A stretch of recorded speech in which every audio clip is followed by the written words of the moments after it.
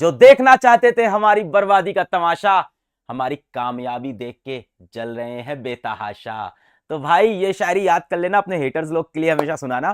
कैसे हो तुम लोग? ग्रेविटेशन चैप्टर से डर लगता है? डर को भूल जाओ, इसके अंदर जो भी है फोर्स ग्रेविटेशन की, और वो स्मॉल जी, कैपिटल जी, और वो इक्वेशन ऑफ मोशन लगाना, वो फिर लास्ट में वो liquid up thrust, Archimedes principal, सब सब टेंशन खत्म कर देगा, क्योंकि फिजिक्स वाला मास्टर आ गया तुमको फिजिक्स समझाने। बहुत प्यारा, बहुत खूबसूरत चैप्टर है, मस्ती से पढ़ेंगे, सारे क्वेश्चंस भी करेंगे जितने एनसीईआरटी में दिए हैं, और एग्जाम में भाई फोड़ के आएंगे, पूरे नंबर लेके आएंगे। तो मैं चैप्टर जा रहा हूं स्टार्ट करने, पर इसके पहले आप कमेंट करोगे। क्या कमेंट करोगे? यही कमेंट कर दो भाई कि haters gonna hate but I will win, या जो मैंने शायरी बोली वो भी कमेंट कर सकते हैं और उसको याद भी कर सकते हैं। शुरू करें भाई, बहुत मजा आने वाला है आज के इस लेक्चर में, क्योंकि आज हम लोग पढ़ने वाले हैं law of gravitation, free fall, acceleration due to gravity, weight पढ़ेंगे, thrust, pressure in fluids, buoyancy, up thrust, Archimedes principle. जितना सब कुछ इस चैप्टर में है सब पढ़ना है हमें। शुरू करते हैं भाई, सबसे पहली चीज कि यूनिवर्सल लॉ ऑफ ग्रेविटेशन क्या है। ये कहता है बेटा कि इस दुनिया में, समझ रहा है भाई, इस दुनिया में कोई भी दो मास होंगे तो वो एक दूसरे को अट्रैक्ट करेंगे। कोई भी दो मास, मैं स्मार्ट बोर्ड को अट्रैक्ट करूंगा, स्मार्ट बोर्ड मुझे अट्रैक्ट करेगा, मैं इस पेन को अट्रैक्ट करूंगा, पेन मुझे अट्रैक्ट करेगा, ये पेन स्मार्ट बोर्ड को अट्रैक्ट करेगा, स्मार्ट बोर्ड पेन को अट्रैक्ट करेगा। तुम अपनी क्रश को अट्रैक्ट करोगे तो तुम्हारी क्रश वापस तुमको अट्रैक्ट नहीं करेगी, वो भी करेगी भाई। ये तो ये कहता है कि इस दुनिया के कोई भी दो मासेस हैं वो एक दूसरे को अट्रैक्ट करते हैं। तो मान लेते हैं हमने दो, और कहां? दुनिया, पूरे यूनिवर्स में, सिर्फ अर्थ में नहीं, इस पूरे यूनिवर्स में कोई भी दो मासेस हैं वो एक दूसरे को अट्रैक्ट करते हैं। आपकी टेबल आपको अट्रैक्ट कर रही, आप अपनी टेबल को कर रहे हो, आपकी टेबल टीवी को अट्रैक्ट कर रही, टीवी टेबल को अट्रैक्ट कर रही है, सब कुछ। तो मान लेते हैं कि दो मासेस हैं, एक है m1, एक है m2, और इनके सेंटर से सेंटर, कहां? सेंटर से सेंटर का डिस्टेंस d है। तो क्या करेगा ये वाला b, a को अपनी तरफ खींचेगा, इसको इस तरफ खींचा, इधर आ जा, कितनी फोर्स लगाया? Let's say F force. और A क्या करेगा? B को अपनी तरफ खींचेगा, इसको इस तरफ पुल किया, कितनी फोर्स लगाई? Same force F। तो दोनों मासेस एक दूसरे पे सेम फोर्स लगाते हैं। इसने इसको F से खींचा तो पलट के इसने भी इसको F से खींचा। क्यों भाई? Newton's third law of motion, every action has equal and opposite reaction. इसने इसको इधर F से इधर, मान लो इसने 10 न्यूटन से इधर खींचा तो वो पलट के इसको 10 न्यूटन से उधर खींच रहा है। अब बात आती है फोर्स कितनी है। तो ये लॉ ऑफ ग्रेविटेशन हमें समझाता है, किसने दिया? न्यूटन साहब ने दिया। ये भी क्या कहता है कि F जो प्रोपोर्शनल है m1 इंटू m2, यानी जितने ज्यादा ये मासेस होंगे, जितने बड़े ये मासेस होंगे उतनी ज्यादा फोर्स होगी। दूसरी चीज ये बोलता है F is proportional to 1 upon D square, inversely proportional. Inversely मतलब 1 अपॉन, मतलब डिस्टेंस जितना ज्यादा होता जाएगा फोर्स उतनी कम होती जाएगी। भाई जितना दूर चले जाओगे उतना कम एक दूसरे को अट्रैक्ट करोगे, जितना पास आ जाओगे उतना ज्यादा अट्रैक्ट करोगे। अच्छा, प्रोपोर्शनैलिटी को हटा के जब इक्वल टू लगाते हैं तो बेटा हमेशा एक कांस्टेंट आता है। तो इन दो मासेस के बीच की जो ग्रेविटेशनल फोर्स ऑफ अट्रैक्शन है, ग्रेविटेशनल फोर्स ऑफ अट्रैक्शन है, दिस इज इक्वल टू एक कैपिटल जी, ये कांस्टेंट है, m1 multiplied by m2 upon D square. तो ये फॉर्मूला हो गया force between any two masses in this universe. अब फोर्स बेटा किस में मेजर होती है? न्यूटन में होती है। Distance between centre of two objects, याद रखना डी क्या है? डिस्टेंस नहीं, distance between centre of two object, centre से सेंटर का डिस्टेंस किस में मेजर होता है? मीटर में। m1 मास है केजी में, m2 मास है केजी में। g क्या है? जी एक कांस्टेंट है जिसको बोलते हैं यूनिवर्सल ग्रेविटेशनल कांस्टेंट। क्या? Universal gravitational constant. इस जी की वैल्यू पूरे यूनिवर्स में सेम होगी, पूरे यूनिवर्स में, आपके शहर में, आपके देश में, इस पृथ्वी पे, हर जगह। मतलब कल को वीनस पे भी आपको कोई दोस्त बन गया, आपकी कोई दोस्त बन गई वीनस से, एलियन दोस्त, तो वहां से तुमने बोला जी की वैल्यू कहेगी, जो तुम्हारी वैल्यू जी की है वही हमारी। क्या है इस जी की वैल्यू? इस जी की वैल्यू पूरे यूनिवर्स के लिए सेम है, बहुत छोटी वैल्यू होती है, 6.67 इंटू 10 की power -11 newton metre square upon kg square. बड़ी अजीब सी है। देख इसकी यूनिट तो अभी हम डिराइव करने वाले हैं कि ये कैसे आया यूनिट। वैल्यू याद कर ले, 6.67 इंटू 10 की पावर -11, 10 की पावर -11 मतलब 6.67 को किससे डिवाइड किया? मतलब 6.67 को डिवाइड किया 1 0 0 0 0 0 0 0 0 कितनी बार? 11 बार। यानी 0.00000006, बहुत छोटी वैल्यू है। ठीक, तो फोर्स ऑफ ग्रेविटेशन क्या है, Gm1m2 अपॉन डी स्क्वायर होती है। डी क्या है, सेंटर से सेंटर का डिस्टेंस होता है। दोनों बॉडी एक दूसरे पे फोर्स लगाती हैं। एक चीज और सुनो, ये जो फोर्स है वो कैसे एक्ट करती है जरा सुनो।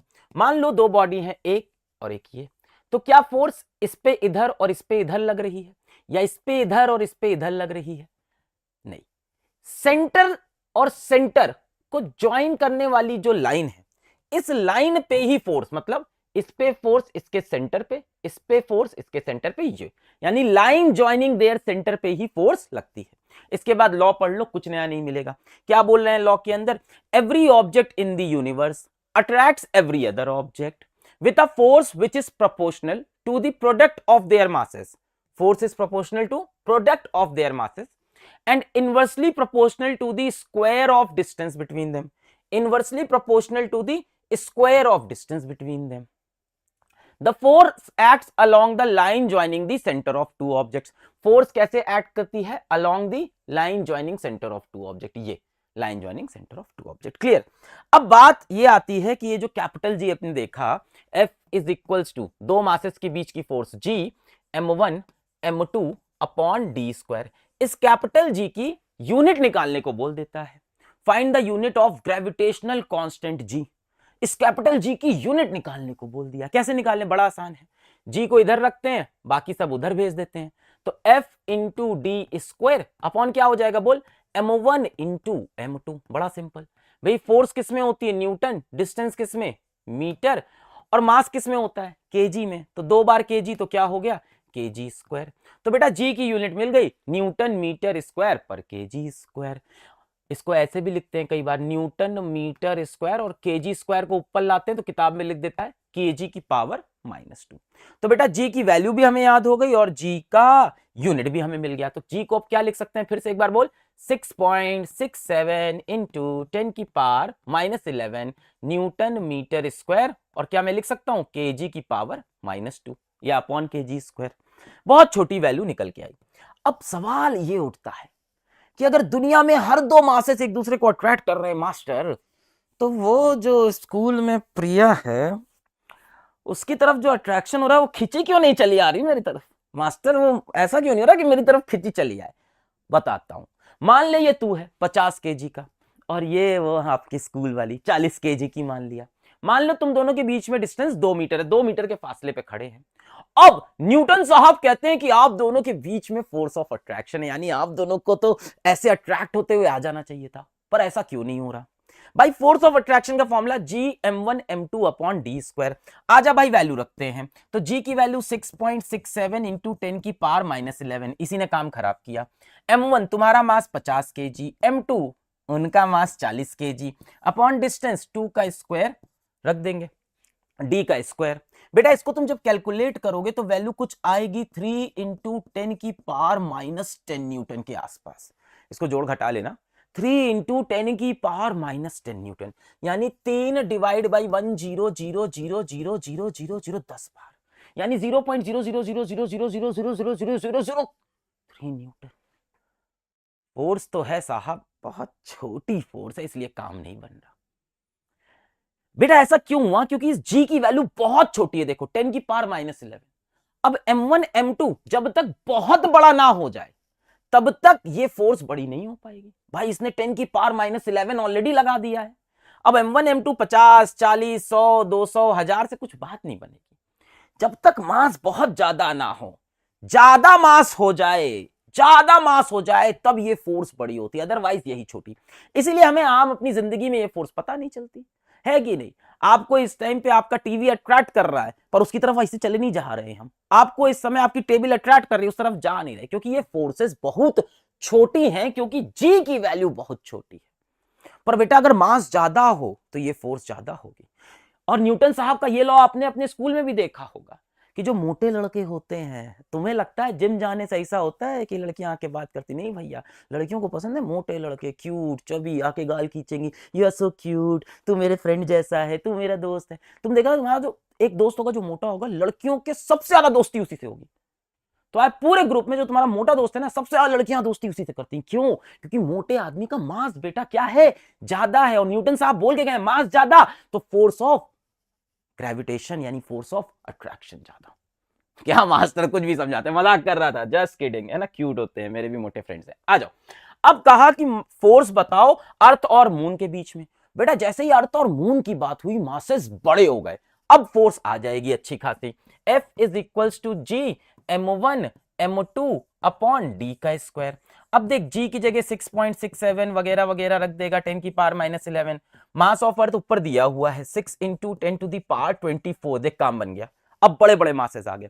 ऐसे ही मास ऑफ मून ऊपर दिया हुआ रख देंगे, इनके बीच का डिस्टेंस यहां पे दिया हुआ है वो रख देंगे। और इसको जब जोड़ तोड़ के तू कैलकुलेट करेगा तो ये फोर्स कुछ आएगी, ये करना अपने आप होमवर्क में, लंबी कैलकुलेशन है और कुछ नहीं है। वैल्यूज सब दी हुई है कि मास ऑफ मून इतना है, इनके बीच का डिस्टेंस किलोमीटर में दिया है, तो किलोमीटर को चेंज कर लेना किसमें, मीटर में। डिस्टेंस बेटा हमेशा मीटर में। कैसे चेंज करेगा, 1000 से मल्टीप्लाई कर लेना। देख 10 की पावर 5 किलोमीटर दिया है डिस्टेंस, तो चेंज कर लेना, 1000 से मल्टीप्लाई यहां रख देना। मतलब वैल्यू वगैरह जब रखेगा तो ये वैल्यू कुछ आएगी लगभग इसके बराबर, 2.02 इंटू 10 की पावर 20 न्यूटन इंटू 10 की पावर 20। याद करना नहीं, याद नहीं करना है, एग्जाम में आएगा कैलकुलेट कर देंगे जहां तक हो पाया। 10 की पावर 20 न्यूटन। अब ये फोर्स ज्यादा हो गई। तो जब इस तरह की बॉडीज आती हैं जिनका मास ज्यादा हो, तब ग्रेविटेशन की फोर्स का इंपॉर्टेंस स्टार्ट होता है, जैसे अर्थ और मून के बीच में। क्लियर? अच्छा आगे बढ़ते हैं। अब एक क्वेश्चन आया, ग्रेविटेशन फोर्स ऑफ अट्रैक्शन। एक मास 2 kg का, एक 5 kg का, बीच में 7 मीटर का distance.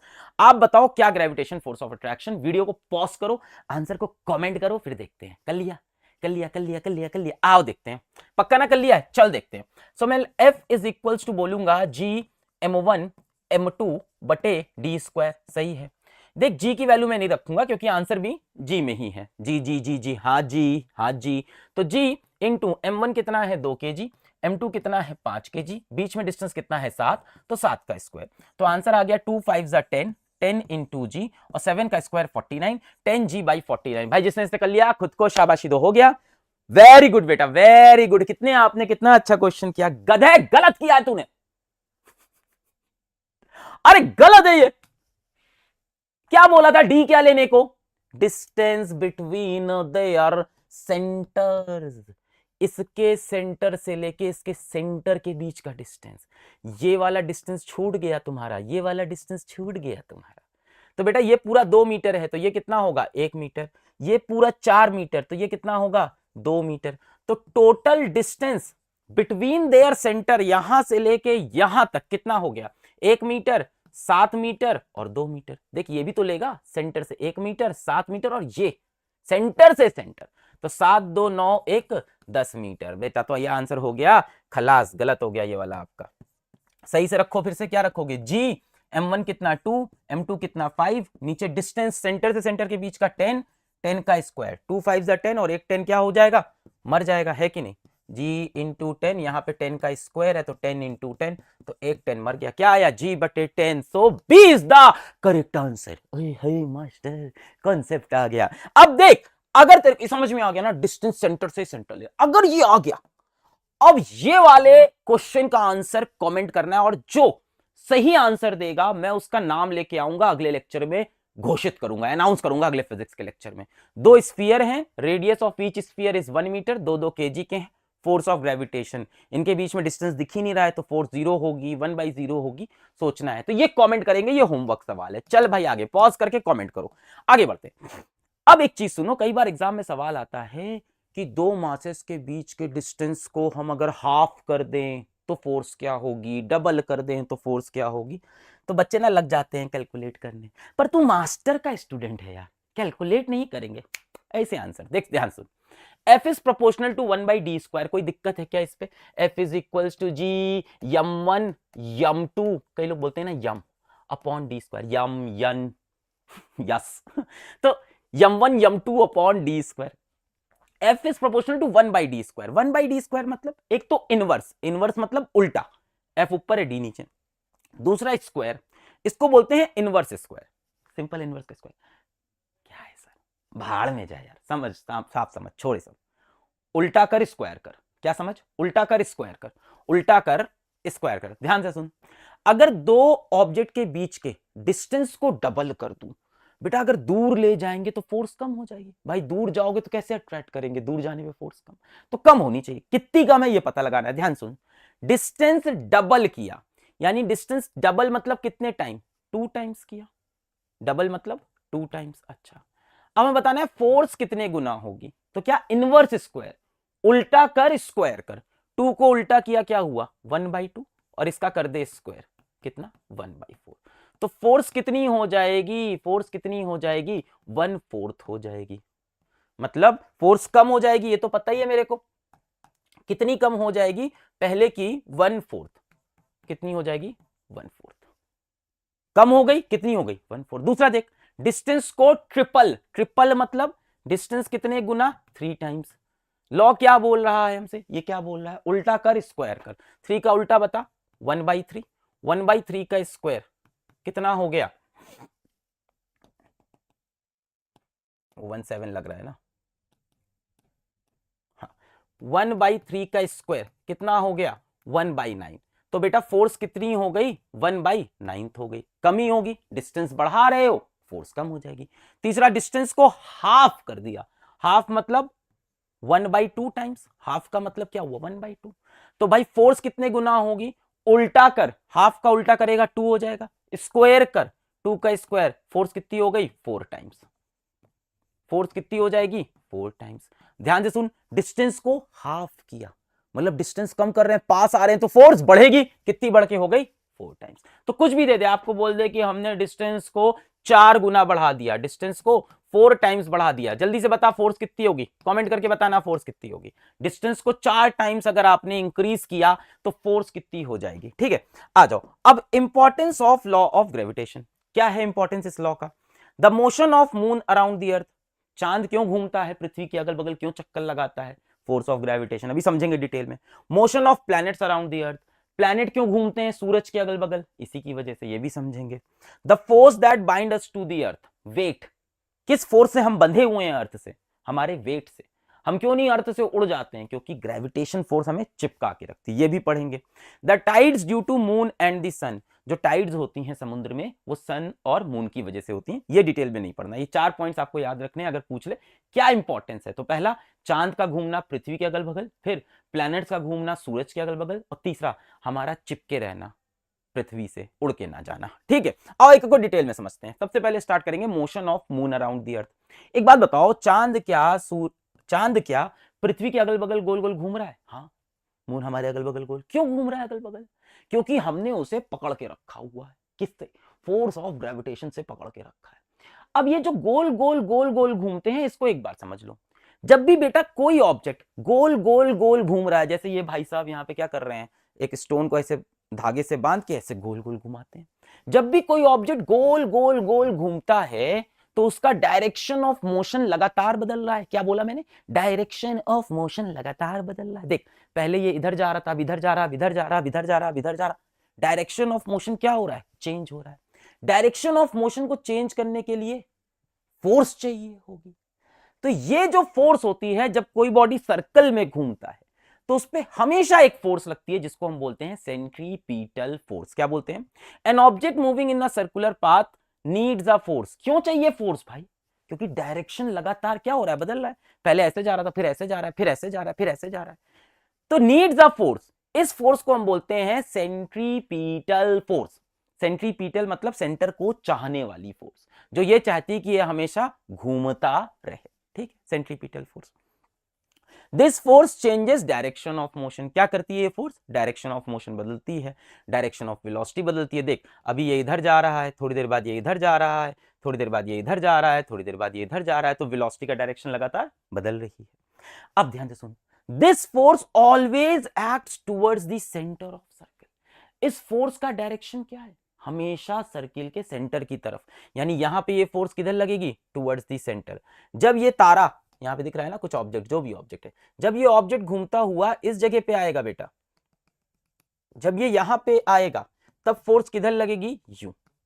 This force always acts towards the centre of circle. अब जरा ये समझो ऐसा क्यों, ध्यान से सोचो कि तुम्हारे पास समझ लो एक थ्रेड है, या एक जंजीर है, उसमें एक बड़ी सी बॉल बंधी हुई है, तुम उसको ऐसे अगर घुमाओ तो तुम उसको हमेशा सेंटर की तरफ खींच रहे हो, पर वो आ नहीं रही सेंटर, पर खींच तुम हमेशा सेंटर की तरफ रहे हो। देख वो ऐसे जाना चाहिए, तुमने कहा रुक जा, ऐसे पकड़ा तुमने, और वो जा रही है, अब तुमको किधर, तुम सेंटर की तरफ खींच रहे हो, वो इधर भागना चाह रही है। वो तो अगर तुम नहीं खींचते तो यूं सीधा निकल जाती। मान ले एक बॉल है, ये सीधा निकल जाती, तुमने खींचा, तुम्हारे खींचने से क्या हुआ, तुम्हारी तरफ तो नहीं आई, पर अपना रास्ता उसने बदल लिया। तो ये जो फोर्स हम लगाते हैं किसी चीज को घुमाने के लिए, हम एक्चुअल में किधर खींचते हैं उसको, ऐसे देख, टुवर्ड्स दी सेंटर हम खींच रहे हैं, टुवर्ड्स दी सेंटर हम उसको खींच रहे हैं। और खींचने से क्या हुआ कि वो सीधे जा सकती थी। कोई भी चीज कैसे मूव करती है, Newton first law, straight line में चलती है। जो चीज चल रही है चलती रहेगी स्ट्रेट लाइन में, अपना वेलोसिटी नहीं चेंज करेगी, डायरेक्शन नहीं चेंज करेगी, तो वो यूं चली जाती। तुम्हारे खींचने से क्या हुआ कि वो सर्कल में घूमने लग गई। तो बेटा ये फोर्स किधर एक्ट करती है, always towards the centre of circle. This force is provided by any force. इस दुनिया में कोई ना कोई फोर्स होगी जो सेंट्रीपिटल फोर्स बनती है। जैसे फॉर एग्जाम्पल जब चांद पृथ्वी के अगल बगल घूमता है तो पृथ्वी चांद पे क्या लगाती है बेटा, gravitational force. Any two masses attract, तो पृथ्वी ने चांद को अट्रैक्ट किया, किस फोर्स की वजह से, gravitational force, Gm1m2 upon D का स्क्वायर। अब क्योंकि पृथ्वी चांद को खींच रही है टुवर्ड इटसेल्फ और चांद गोल गोल घूम रहा है, तो यही ग्रेविटेशनल फोर्स क्या बन गई, सेंट्रीपिटल फोर्स। इसलिए लिखा है this force can be provided by any force. कोई ना कोई फोर्स आएगी जो सेंट्रीपिटल फोर्स बन जाएगी। जब भी सर्कुलर मोशन होगा तो उस ऑब्जेक्ट पे जो सर्कल में घूम रहा है उस पे एक फोर्स लगेगी। किधर लगेगी, हमेशा towards the centre, towards the centre. जब ऑब्जेक्ट यहां पे आएगा तो फोर्स किधर लगेगी, इधर, टुवर्ड्स दी सेंटर। और ये फोर्स कोई ना कोई फोर्स आएगी जो प्रोवाइड करेगी, ठीक है। इन the absence of this force the object will fly off along a straight line. मान लो ये फोर्स नहीं है, इस पत्थर को मैं नचा रहा हूं, अचानक से मैं छोड़ दूं, छोड़ दिया तो फोर्स बंद। सोच अगर नचाते हुए मैंने यहां पे छोड़ा तो ये ऑब्जेक्ट जूम ऐसे निकल जाएगा, ए पट यहां पे छोड़ा टुर्र करके इधर निकल जाएगा। तो क्या होगा, object will fly off along a straight line tangent to a circle. अब टेंजेंट टू अ सर्कल क्या है, मान ले कोई चीज यूं घूम रही है, ठीक है, इस जगह पे सोच फोर्स हट गई, कोई चीज यूं सर्कल में घूम रही है, ऐसे ऐसे ऐसे ऐसे।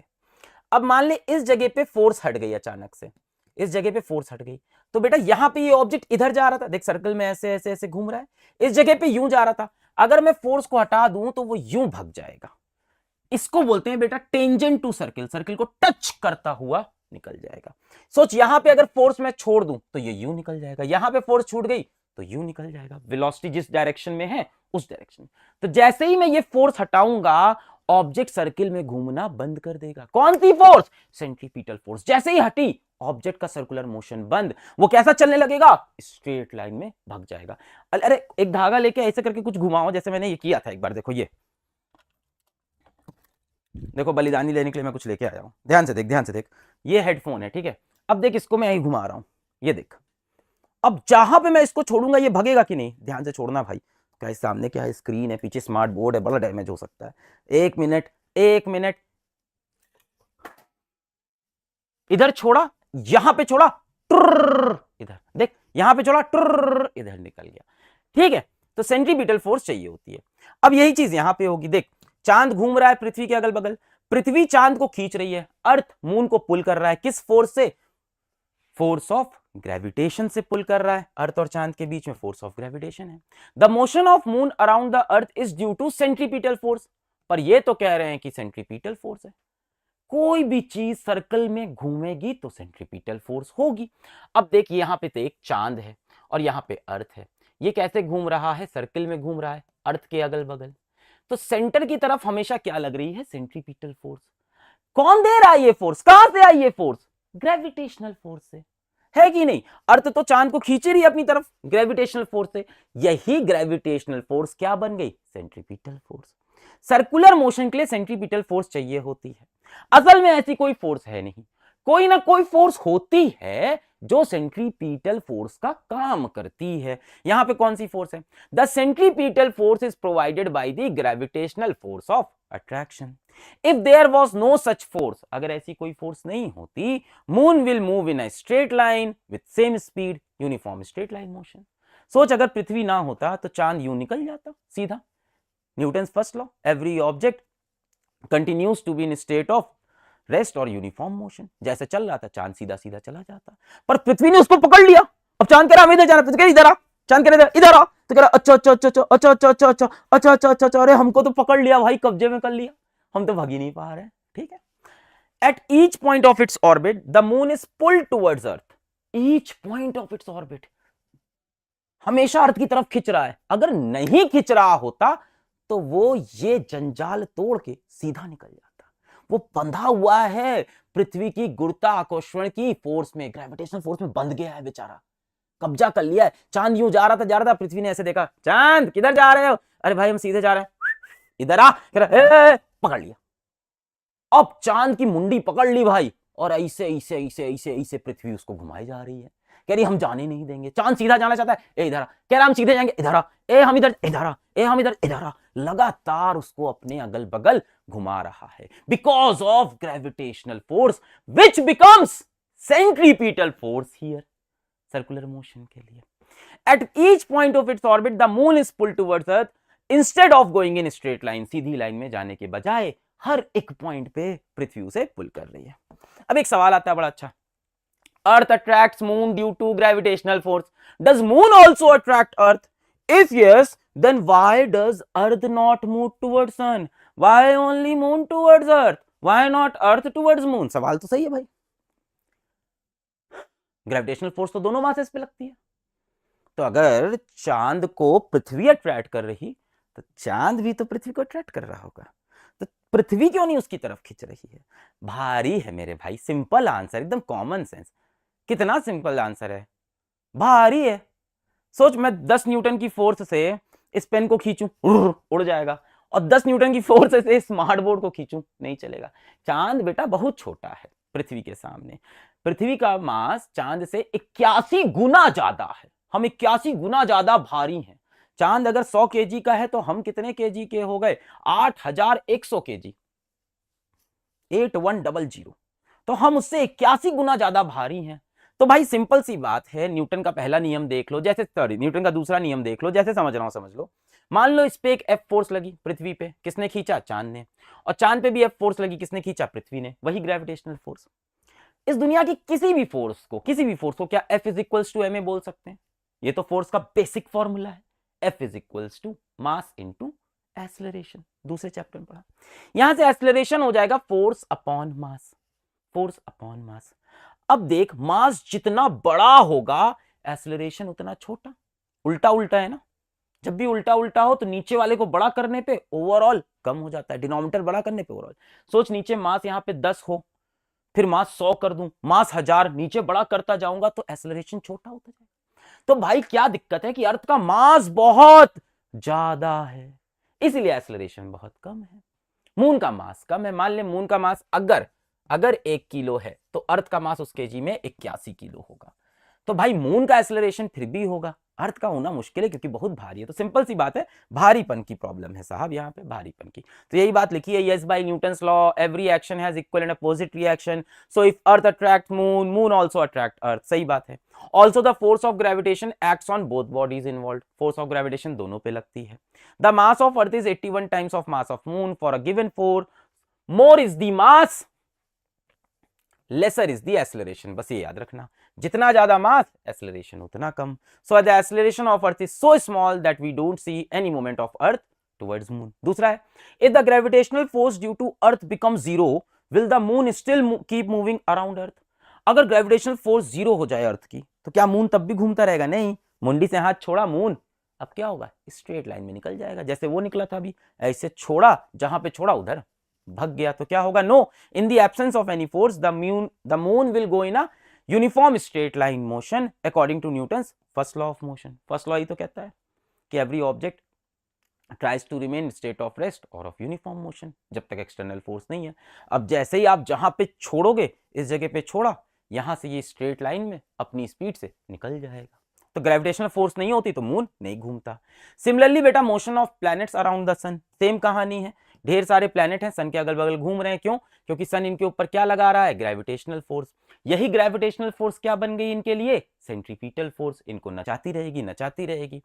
ठीक है, planets move around the sun due to gravitational force between sun and planet, और यही ग्रेविटेशनल फोर्स क्या बन गई, सेंट्रीपिटल फोर्स।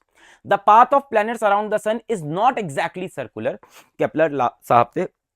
केपलर साहब ने ये बोला कि यार ये जो तुम सर्कल बनाते हो ऐसी पाथ होती नहीं, असल में ऐसी होती है इलेप्टिकल। सन यहाँ पे होता है बेटा, और प्लैनेट कभी कभी सन के बहुत पास होता है कभी दूर, ये होती है प्लैनेट की एक्चुअल पाथ।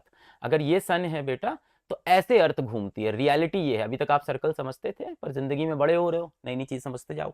तो बेटा ये पाथ होती है एक्चुअल में इलेप्टिकल पाथ।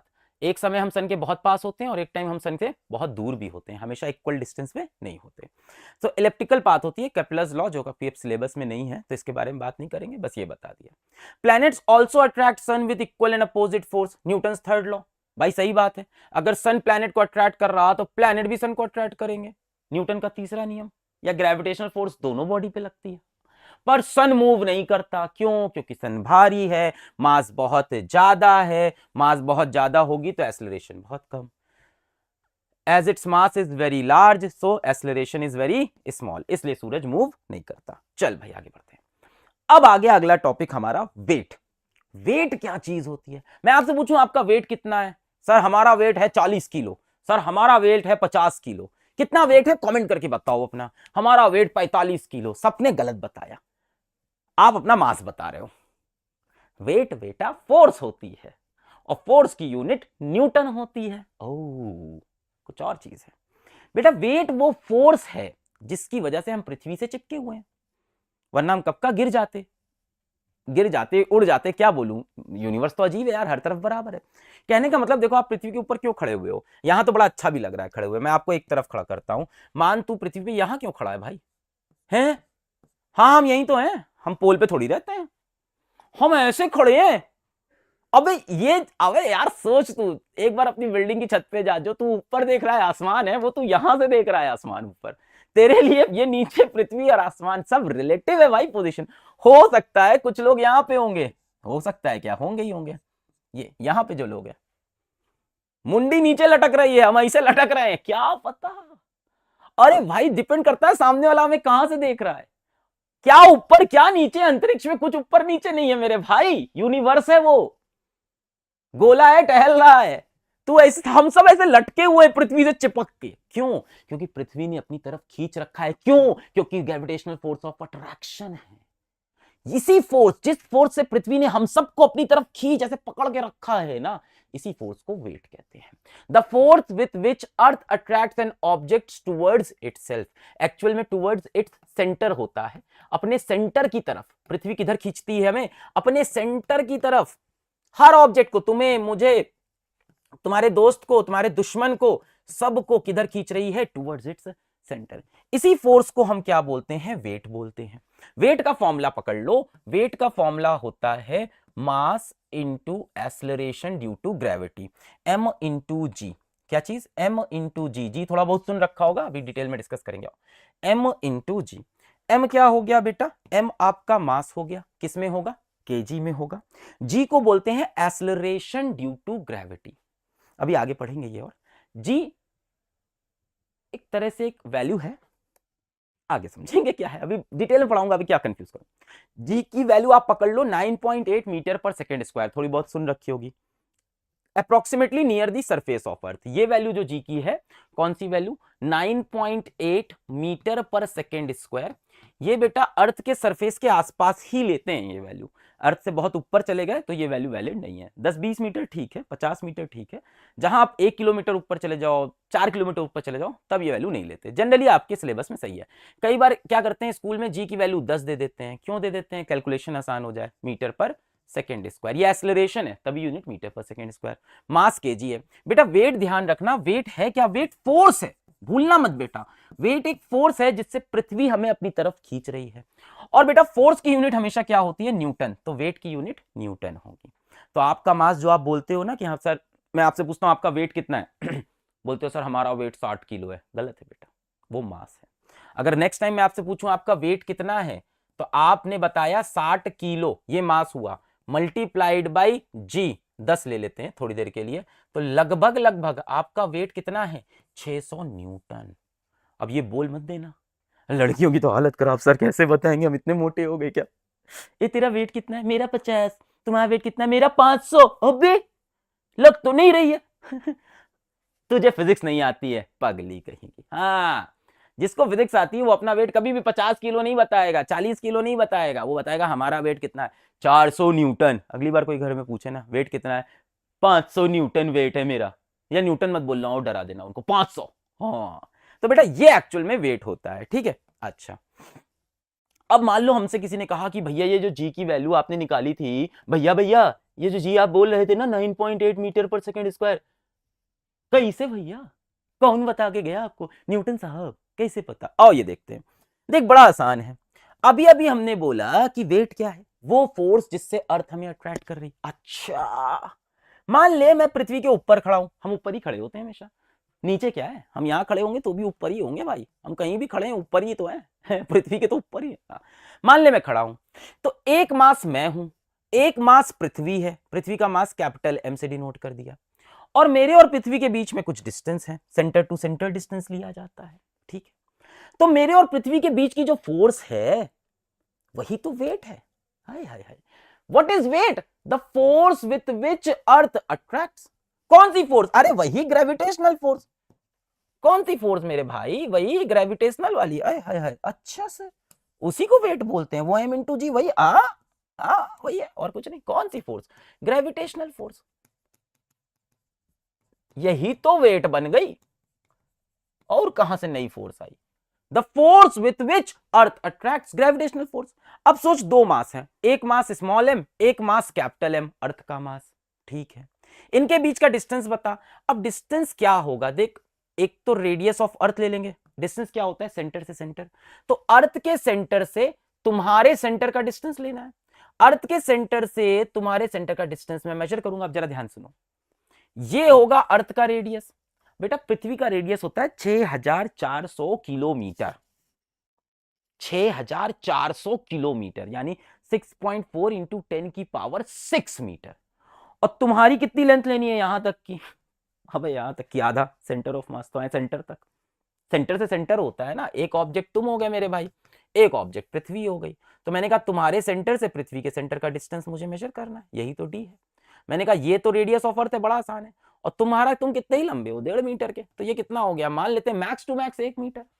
अब मैं क्या जोड़ूं यार, रेडियस ऑफ अर्थ कितना है, 6400 इंटू 000 मीटर। अब इसमें मैं तुम्हारा 1 मीटर थोड़ी जोड़ूंगा यार, तो हम करीब करीब इस डिस्टेंस को आर ही मान लेते हैं। ये समझ में आ गया छोटी सी बात, कि आपके और पृथ्वी के बीच के डिस्टेंस को मैं करीब करीब रेडियस ऑफ अर्थ के बराबर मान लूंगा।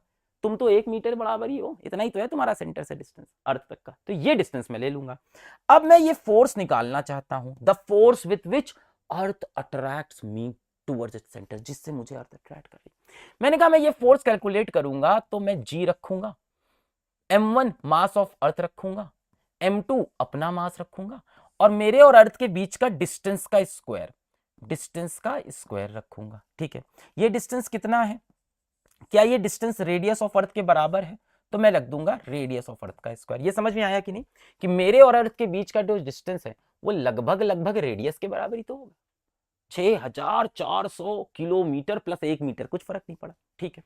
तो मैंने आर स्क्वायर रख दिया, पर वेट का फॉर्मूला तो कुछ और था यार, क्या था, m इंटू जी। तो मैंने वेट का फॉर्मूला कहा, अरे यार वेट का फॉर्मूला गलत बता रहे हो, m इंटू जी होता है। अच्छा, दोनों फॉर्मूले सेम ही है। अगर इन दोनों फॉर्मूलों को मैं ध्यान से देखूं तो m तो m से शहीद हो गया, हाँ सर, और यहां से g का कुछ फॉर्मूला बन रहा है यार। g का फॉर्मूला क्या बन रहा है, g is equals to capital G into mass of earth upon radius of earth का स्क्वायर। देख, मास ऑफ अर्थ को m बोला, रेडियस ऑफ अर्थ को r बोला। अब मास ऑफ अर्थ की वैल्यू हमें पता है 6 इंटू 10 की पावर 24 kg, रेडियस ऑफ अर्थ हमें पता है 6.4 इंटू 10 की पावर 6 मीटर, जी की वैल्यू भी मुझे पता है। अगर मैं सारी वैल्यू उठा के रख दूं, जी की, मास ऑफ अर्थ की, रेडियस ऑफ अर्थ की, तो क्या मुझे स्मॉल जी की वैल्यू मिल जाएगी? तो यहां पे सारी वैल्यूज को जब मैं पुट करूंगा, कैपिटल जी की, कैपिटल एम की और आर की वैल्यूज जब मैंने यहां पे पुट की, तो बेटा मुझे जी की वैल्यू करीब करीब मिली 9.8 मीटर पर सेकेंड स्क्वायर। तो ऐसे हम जी की वैल्यू कैलकुलेट करते हैं। तो वेट के दो फॉर्मूले, एक m इंटू जी सिंपल, दूसरा weight is the force with which earth attracts an object towards its centre, यानी gravitational force g into m1 into m2 upon d का स्क्वायर। वेट का एक फॉर्मूला ये, एक फॉर्मूला mg, m से m मर गया, g is equals to capital G into capital M upon r square, values रखी, खेल खत्म। Acceleration due to gravity near surface of अर्थ, और ये वैल्यू कब आती है, नियर सरफेस ऑफ अर्थ, क्योंकि आपने देखो ये r रखा है, अभी बहुत दूर होते, सोच तू अर्थ के सरफेस से 100 किलोमीटर ऊपर है, तब तो भाई d चेंज हो जाता ना, तब तो जोड़ना पड़ता, तब ये वैल्यू नहीं आती, इसीलिए बोला जाता है ये वैल्यू कब है, नियर सरफेस ऑफ अर्थ। अरे चमक गया सर। तो g का एक छोटा सा फॉर्मूला याद मत रखना, याद रखने की जरूरत नहीं, पूछता नहीं एग्जाम में, G M upon R square, ये नहीं पूछता बेटा पेपर में, बस मैंने सिखा दिया आपको, क्योंकि एनसीईआरटी सिखा रही है। आगे बढ़ते हैं, वेरिएशन इन वैल्यू ऑफ जी। अब ये जो स्मॉल जी आपको मिला है बेटा, ये बड़ा जिद्दी है, 9.8 मीटर पर सेकेंड स्क्वायर, इसकी बड़ी ड्रामे है। कैपिटल जी बड़ा सिंपल था, यूनिवर्सल ग्रेविटेशनल कांस्टेंट, दुनिया में हर जगह कैपिटल जी की वैल्यू सेम, जुपिटर पे भी सेम, हमारे यहां भी सेम, सन पे भी सेम, हर जगह। पर ये स्मॉल जी थोड़ा बदतमीज है यार, इसकी वैल्यू यार चेंज होती रहती है। ध्यान से सुनो, अगर तुम पृथ्वी के सरफेस से ऊपर चले गए, अच्छा खासा ऊपर, 10 किलोमीटर 20 किलोमीटर, तो जी की वैल्यू कम हो जाती है। अगर तुम पृथ्वी के सरफेस के अंदर घुस गए किसी तरह से, खोद खाद के टनल बनाने लगे, ये 11th में आता है एक कॉन्सेप्ट कि पृथ्वी के अंदर टनल बना दे, बड़ा खतरनाक मस्त टनल बना दिया, तो अंदर आके भी जी की वैल्यू कम हो जाती है। यानी जी की वैल्यू मैक्सिमम आपको सरफेस पे ही मिल रही है, सरफेस पे, यहाँ पे ऊपर जाओगे जी घटेगा, नीचे जाओगे जी घटेगा। G decreases with height above earth surface, g decreases with depth under earth surface, दोनों टाइम घट गया। तीसरी बात सुनो, जी जो होता है वो पोल पे ज्यादा होता है, इक्वेटर पे कम होता है। इसका रीजन एनसीईआरटी जो देती है 10th क्लास में पूरी तरह से सही नहीं है, ध्यान से देख लो। क्या है कि earth is not a perfect sphere, earth आलू जैसा है, थोड़ा सा पोटैटो जैसा, पूरी तरह से गोल नहीं है, ऐसे बना के पृथ्वी को ऐसे थोड़ा दबा दिया, थोड़ा चपटा सा स्फीयर है, कुछ ऐसा है, मतलब ऐसा दबा दिया, अर्थ is not a perfect sphere. तो एक्चुअल में हुआ क्या कि अर्थ का ये वाला जो रेडियस है, इस रेडियस से थोड़ा ज्यादा है ना, थोड़ा सा ऐसे इलिप्टिकल जैसा सोचो ना, इस टाइप का। तो ऐसा कर दोगे, इतना भी नहीं है पूरा ही चपटा दिया मैंने, हाँ ऐसे समझ ले।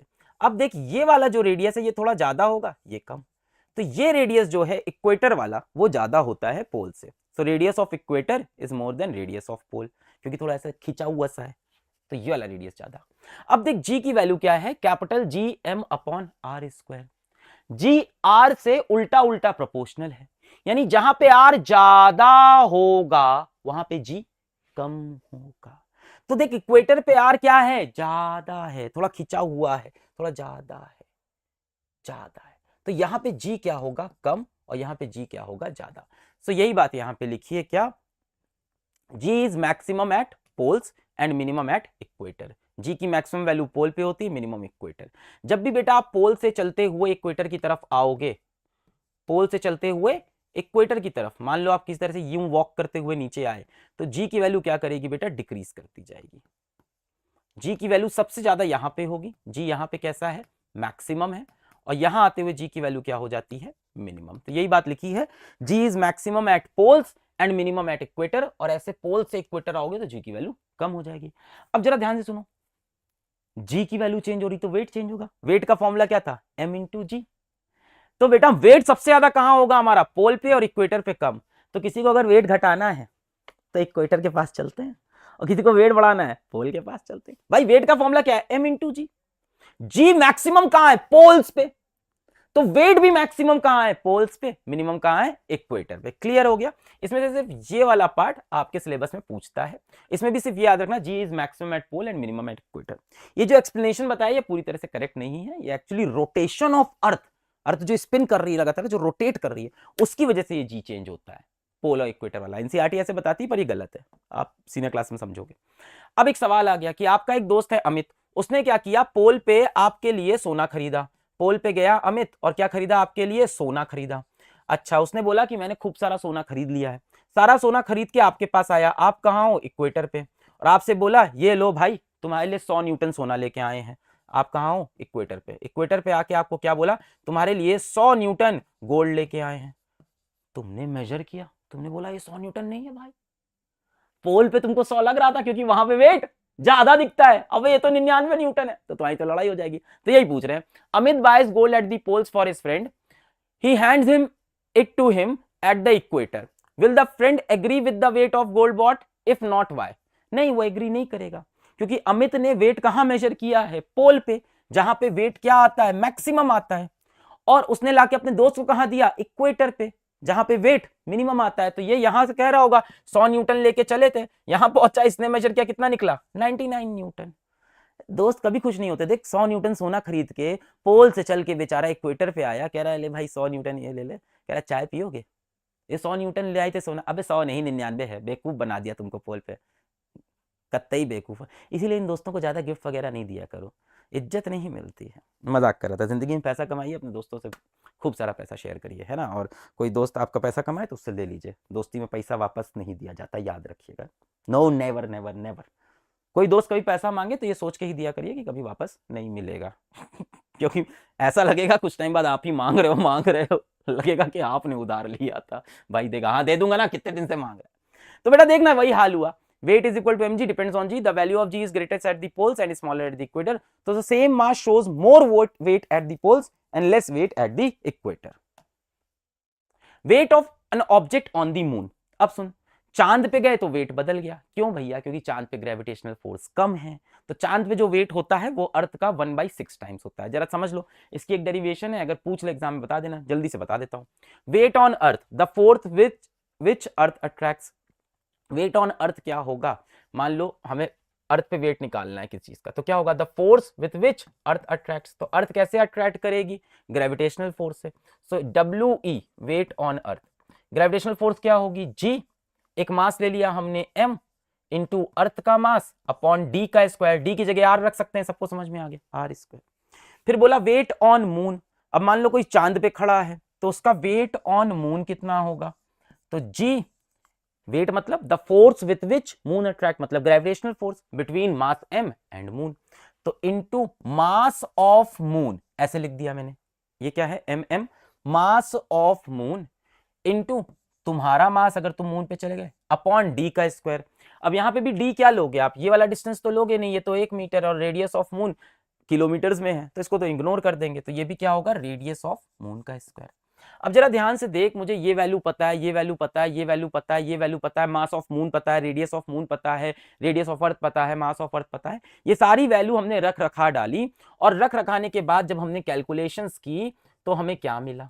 रख रखाने के बाद हमने कैलकुलेशंस की तो हमें मिला weight on moon is equals to 1/6 of weight on earth. यानी अर्थ पे जो भी वेट है मून पे उसका 1/6 हो जाता है। क्यों? क्योंकि मून के पास ग्रेविटेशनल फोर्स कम होती है। क्या होती है? ग्रेविटेशनल फोर्स कम होती है। ठीक है, तो यही बात यहां पे लिखी हुई है, weight on moon is 1/6 of weight on earth. अच्छा, gravitational force on moon is 1/6 of gravitational force on earth. G at moon is 1/6 of G at earth. बेटा वेट अगर मून पे 1/6 है वेट ऑन अर्थ पे, तो G भी जो moon पे होगा वो क्या होगा? 1/6 ऑफ G ऑन अर्थ। ठीक है, तो जो G की वैल्यू है वो भी मून पे कम होती है। मून का रेडियस अलग है, मून का मास अलग है ना भाई। G का अगर आपने याद हो, थोड़ी देर पहले देखा था, GM अपॉन R स्क्वायर, याद मत रखो, बस बता रहा हूं। तो मून का मास अलग है, रेडियस अलग है, जिस प्लेनेट पे जाओगे उसका मास, उसका रेडियस रख दो, उसका G आ जाएगा, सबका अलग अलग है। एक चीज समझो बेटा, mass remains same everywhere in the universe. अगर तुम्हारा मास यहाँ पे 10 kg है तो मून पे भी 10 kg होगा, जुपिटर पे भी 10 kg होगा। मास कभी चेंज नहीं होता, वेट चेंज होता है, ग्रेविटेशनल फोर्स G सब चेंज होती है। ठीक है, अब देखो सवाल है, weight of an object of mass 10 kg on earth and moon. एक 10 kg का मास है, इसका वेट मुझे बताना है, कितना है? 10 kg। इसका वेट कहां बताना है मुझे? अर्थ और मून पे। तो बेटा वेट ऑन अर्थ सिंपल है, m इंटू जी। तो 10 इंटू जी की वैल्यू जब तक एग्जाम में ना दे 9.8 ही रखना, तो 10 इंटू 9.8 कितना हो गया? 98। और वेट है क्या बेटा? फोर्स है, याद रखना, तो यूनिट क्या हो गई? न्यूटन। फिर क्या बोल रहा है? Weight on moon. तो बेटा बताया मुझे मून पे वेट कितना होता है? 1/6 ऑफ वेट ऑन अर्थ। तो निकाल लेंगे आप, 1/6 इंटू 98, 6 1 जा 6, 38, 6 6 जा 36, 20, 6 3 जा 18, 20, 16.33 न्यूटन। तो 1/6 हो गई। Next, an object has a mass 40 kg on moon what is its mass on earth? बेटा सिंपल है, मास कभी चेंज नहीं होता, चाहे मून पे लो चाहे अर्थ पे लो, हमेशा क्या रहेगा बेटा 40 kg। मास इस यूनिवर्स में कहीं नहीं बदलता, कंफ्यूज मत होना कि अर्थ पे किसी का मास 100 है तो मून पे जाके 100/6। मास कम नहीं होता। क्या चीज चेंज होती है? जी चेंज होता है, वेट चेंज होता है, फोर्स चेंज होता है। अब देखो एग्जाम में कई बार मास और वेट का डिफरेंस पूछ लेता है, एक बार जल्दी से पढ़ लेते हैं, एनसीईआरटी में भी सवाल है। Mass is the amount of matter present in a body, पढ़ा है अपने। वेट क्या है बेटा? वेट वो फोर्स है जिससे हमें अर्थ अट्रैक्ट कर रही। Weight is the force with which earth और any planet attracts the body. हर प्लैनेट पे अलग अलग वेट होता है हमारा। मास एक स्केलर क्वांटिटी है। स्केलर मतलब उसके पास कोई डायरेक्शन नहीं है। पर वेट कैसी क्वांटिटी है? वेक्टर। वेट का डायरेक्शन होता है। क्या डायरेक्शन है वेट का? मान लो ये अर्थ है, हम इसके ऊपर यूं खड़े हुए हैं, तो अर्थ हमें किधर खींचती है? अपने सेंटर की तरफ। हम यहां ऊपर खड़े हुए हैं, सब ऊपर ही है बेटा।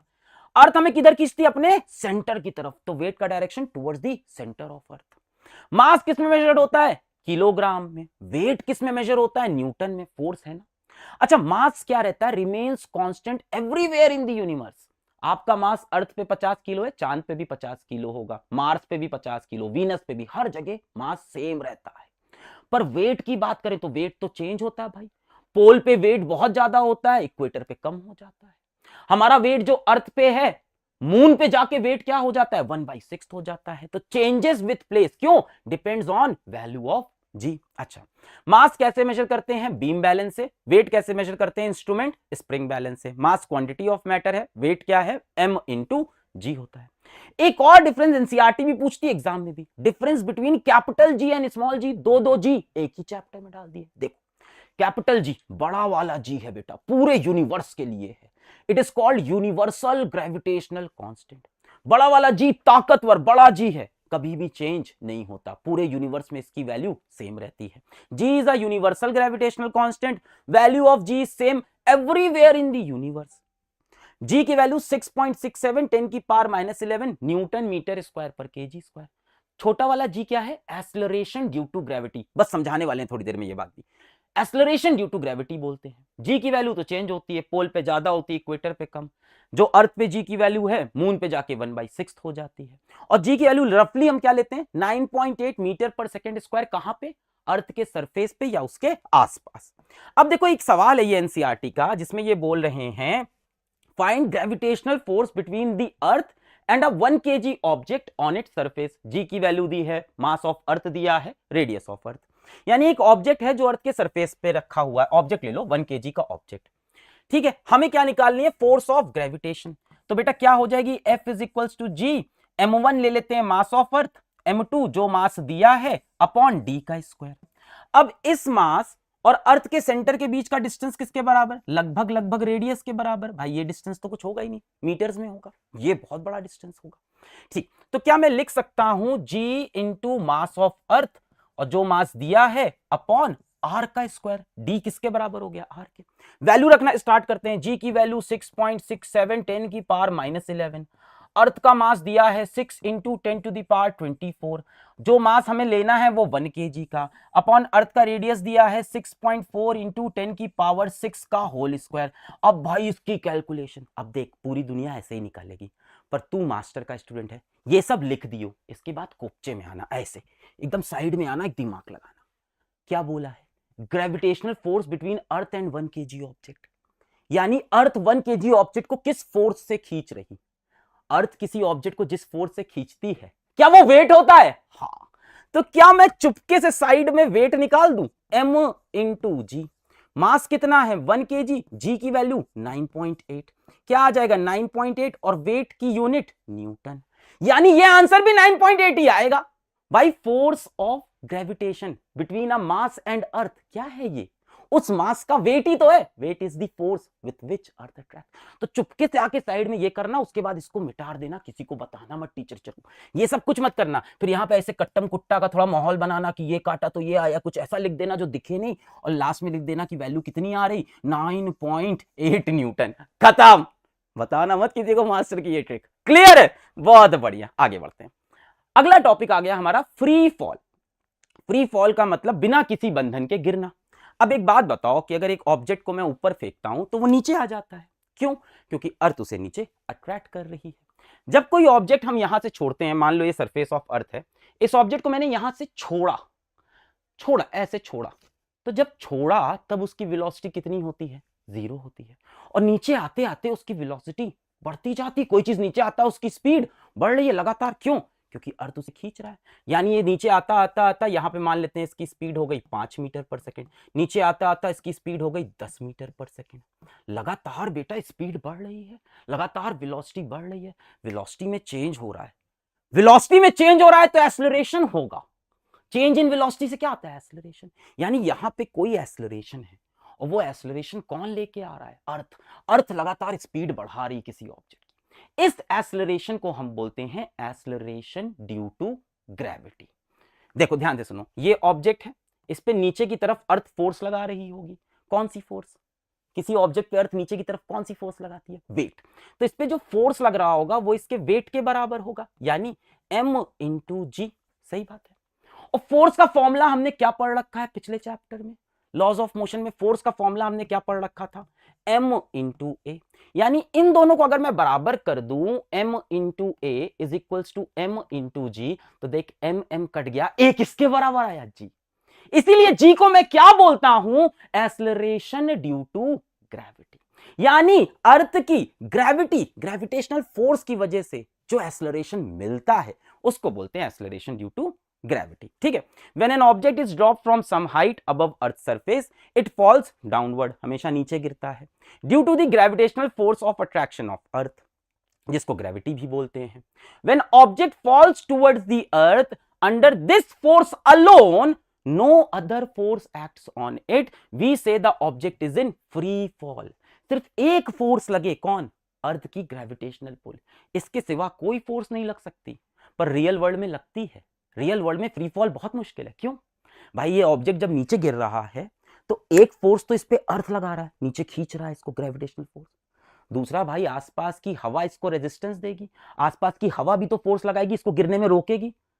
आसपास की हवा क्या करेगी? इसको ऊपर की तरफ पुश करेगी, अरे नीचे कहां गिर रहा है, रुक जा भाई।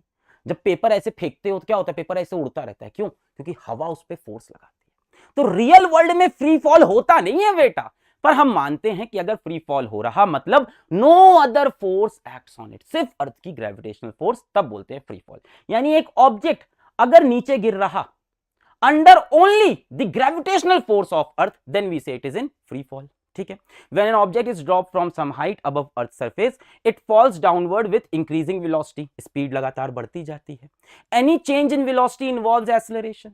अगर velocity change हो रहा है तो acceleration होगा। This acceleration is due to Earth's gravitational force or gravity। This acceleration is called acceleration due to gravity। It is denoted by g। और इसकी वैल्यू क्या हो जाती है? g की वैल्यू क्या हो जाती है? 9.8 मीटर पर सेकेंड स्क्वायर। कहां पे? अर्थ के सरफेस के आसपास, है ना? ठीक है, क्लियर है? लगभग ये वैल्यू लेंगे। अगर पेपर के अंदर 10 दे दिया तो 10 ले लेंगे, जो लिख देंगे लेंगे, नहीं दिया तो ये लेंगे।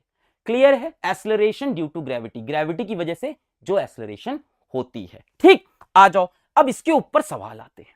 Motion of objects under gravity या ग्रेविटेशनल फोर्स ऑफ अर्थ। अब एक ऑब्जेक्ट जब अर्थ की ग्रेविटी की वजह से मोशन करता है, अब यहां पे आपको अपने पहले चैप्टर की इक्वेशन ऑफ मोशन याद करनी होगी। 3 इक्वेशन ऑफ मोशन पढ़ी थी। एक पढ़ी थी v is equals to u plus a t, एक पढ़ी थी v square is equals to u square plus 2as, और एक पढ़ी थी s is equals to u t plus half a t square. अगर वहां नहीं पढ़ी थी तो यहां पढ़ लो, और ये आपको बेटा याद रहनी चाहिए। तो पॉज करके इसको एक बार अच्छे से याद कर लो। पहले कर लिया पक्का, प्रॉमिस। अब सुन, अब u क्या होता है? इनिशियल वेलोसिटी, शुरू की वेलोसिटी, मीटर पर सेकंड में होती है। v क्या है? Final velocity, metre per second में होती है। t क्या होता है? टाइम। s क्या होता है? डिस्प्लेसमेंट होता है एक्चुअल में, पर आपके सिलेबस में हम डिस्टेंस भी ले लेते हैं। पर जब आप ये motion of object under gravity करोगे तो यहां पे सोचो क्या होगा? कोई ऑब्जेक्ट ऊपर से नीचे गिरेगा, कोई ऑब्जेक्ट नीचे से ऊपर जाएगा, तो यहां पे जो s है वो कहीं ना कहीं हाइट का रोल प्ले करेगा। भाई कितनी हाइट ऊपर गया, कितनी हाइट नीचे गिरा, तो यहां पे हम डिस्प्लेसमेंट, डिस्टेंस या इसको हाइट भी बोलेंगे। और किस में मेजर होता है? मीटर में। ए क्या है बेटा इस फॉर्मूले में? ए है एक्सेलरेशन ड्यू टू ग्रेविटी, ए की वैल्यू कितनी लेंगे हम, जी के बराबर 9.8 मीटर पर सेकेंड स्क्वायर। तो v final velocity, u initial velocity, a किसके बराबर होगा बेटा, जी के बराबर, यानी 9.8 metre per second square. S क्या है, डिस्प्लेसमेंट होता है, डिस्टेंस भी ले सकते हैं, आपके सिलेबस में चलता है, पर यहां डिस्टेंस क्या होगा एक्चुअल में, कि कितनी ऊपर गया, तो डिस्टेंस एक्चुअली क्या होगा, हाइट होगा। अब ध्यान से सुनो, एक चीज मैं बता रहा हूं जो सिर्फ 9th क्लास के लिए ठीक है, सिर्फ 9th क्लास, सीनियर क्लासेस में और अच्छे से पढ़ाते हैं हम लोग इसको। जब किसी चीज को आप ऊपर फेंकते हो, जब किसी ऑब्जेक्ट को बेटा मैं ऊपर फेंकता हूं, तो उसकी स्पीड लगातार घटती है। देख किसी को फेंका तो घटती घटते घटते जाके लास्ट में रुक जाता है ऊपर, है ना। तो जब ऊपर फेंकते हैं तो हम बोलते हैं कि जी की वैल्यू को हम नेगेटिव लेंगे, क्योंकि स्पीड घट रही है। कौन घटा रहा है, जी। और जब कोई ऑब्जेक्ट नीचे गिरता है तो जी की वैल्यू को हम पॉजिटिव। इसमें बहुत कंफ्यूज करते हैं टीचर्स, बस ये पकड़ ले, इसके बाद सब सही होगा। कोई कहता है इसको भी नेगेटिव लो, वी को भी नेगेटिव लो, मैं भी ऐसे ही पढ़ाऊंगा 11th में जब पढ़ाऊंगा। पर आप सिंपल अपने सिलेबस में समझो कि जब ऊपर जा रहे हैं इन अपवर्ड मोशन, जी कैसा, -9.8 मीटर पर सेकेंड स्क्वायर, और डाउनवर्ड मोशन में जी कैसा, +9.8 मीटर पर सेकेंड स्क्वायर। नीचे आते वक्त जी पॉजिटिव, ऊपर जाते वक्त जी नेगेटिव। और जी क्या है यहां पे, वही एक्सेलरेशन जो इस फॉर्मूले में रखना है, ठीक है। कंफर्म, ऊपर जाते वक्त जी नेगेटिव, नीचे आते वक्त जी पॉजिटिव। अब इसमें कुछ क्वेश्चन है, एनसीईआरटी के अच्छे अच्छे सारे सवाल निकाल लिए मैंने एक्सरसाइज के, और सबके लिए आपको एक बढ़िया बढ़िया तरीका बताएंगे। पहला case 1, object is thrown upwards, reaches a height या मैक्सिमम हाइट। किसी ऑब्जेक्ट को जब मैं ऊपर फेंकूंगा तो एक जगह जाके वो रुक जाएगा। देख क्यों, क्योंकि अर्थ उसको नीचे खींच रही है, गया गया गया, रुक गया। जिस जगह जाके बेटा वो ऊपर रुकता है, एक जगह जाके वो ऊपर रुकेगा तभी तो नीचे आएगा। गया, रुका, फिर नीचे आया। जहां पे जाके बेटा ये रुकता है, इस जगह पे बेटा इसकी वेलोसिटी कितनी होती है, कोई चीज रुक गई तो वेलोसिटी कितनी, 0। तो हम बोलते हैं कि फाइनल वेलोसिटी कितनी है, 0। शुरुआत में आपने किसी वेलोसिटी u से फेंका, इनिशियल वेलोसिटी, ऊपर जाके वो रुक गया, यानी उसकी वेलोसिटी 0। अच्छा, अब ये कितना ऊपर गया, इसको बोलते हैं हम मैक्सिमम हाइट। कितनी हाइट तक ये गया, मैक्सिमम, इससे ऊपर नहीं जा सकता। अब नीचे आना शुरू कर देगा, देख गया, अब नीचे आना शुरू कर दिया। तो ये जो डिस्टेंस कवर हुआ यहां तक का, इस डिस्टेंस s को बेटा हम हाइट भी बोलते हैं। अब सवाल देखो, a ball is thrown vertically upward with a velocity of 49 metre per second, find the maximum height to which it rise. Pause करके ट्राई कर लो एक बार, फिर करते हैं। कर लिया, कर लिया, आओ भाई। तो एक बॉल को मैंने ऊपर फेंका, किस स्पीड से फेंका, 49 मीटर पर सेकेंड से। क्या मांग रहा है, find the maximum height to which it rises. अब ये बेटा ऊपर जाएगा जाएगा जाएगा और एक जगह पे जाके रुक जाएगा।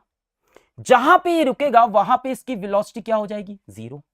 और ये जो डिस्टेंस कवर किया इसने, क्या यही इसकी हाइट होगी, हाँ। जितना ऊपर गया यही इसकी क्या हो गई, हाइट हो गई। हमने शुरुआत में इसको किस स्पीड से फेंका है, u कितना हो गया, 49 मीटर पर सेकेंड, v कितना हो गया, 0 हो गया। अच्छा, अब बताओ a कितना होगा, सोचो। a क्या g के बराबर होता है, जी हाँ। क्या ये ऑब्जेक्ट अपवर्ड जा रहा है, हाँ। अपवर्ड में g कैसा लेना है, नेगेटिव। तो g की वैल्यू हो गई -9.8 मीटर पर सेकेंड स्क्वायर। मेरे को v पता है, u पता है, a पता है, s निकालना है। मैं सोच रहा हूं v u a पता है, s निकालना है। क्या मैं ये इक्वेशन यूज करूं, v square is equals to u square plus 2as, एकदम सही है। v कितना है, 0, u कितना है, 49, तो 49 का स्क्वायर रख दिया मैंने, प्लस 2 इंटू a कितना है, -9.8, और s को मैं ऐसी रख लेता हूं जो हाइट होगी। बेटा इसको इधर लाओगे तो ये पॉजिटिव हो जाएगा, 2 into 9.8 into s is equals to 49 multiplied by 49। यहां से दशमलव हटाओ, नीचे 10 लग जाएगा। ध्यान से देखो, 49 1 जा 49, 2 जा 98। तो यहां से बेटा तो s की वैल्यू कितनी हो गई, 49, और 10 ऊपर गया इंटू 10, नीचे 2 इंटू 2 कितना हो गया, 4। तो s की वैल्यू कितनी आई, 490 डिवाइड बाई 4, 4 1 जा 4, 4 2 जा 8, 10, 4 2 जा 8, 20, 4 5 जा 20, 122.5 मीटर, और यही इसकी हाइट हो जाएगी। तो ये रहा आंसर। बोलो आ गया था, चमक गया, बहुत बढ़िया।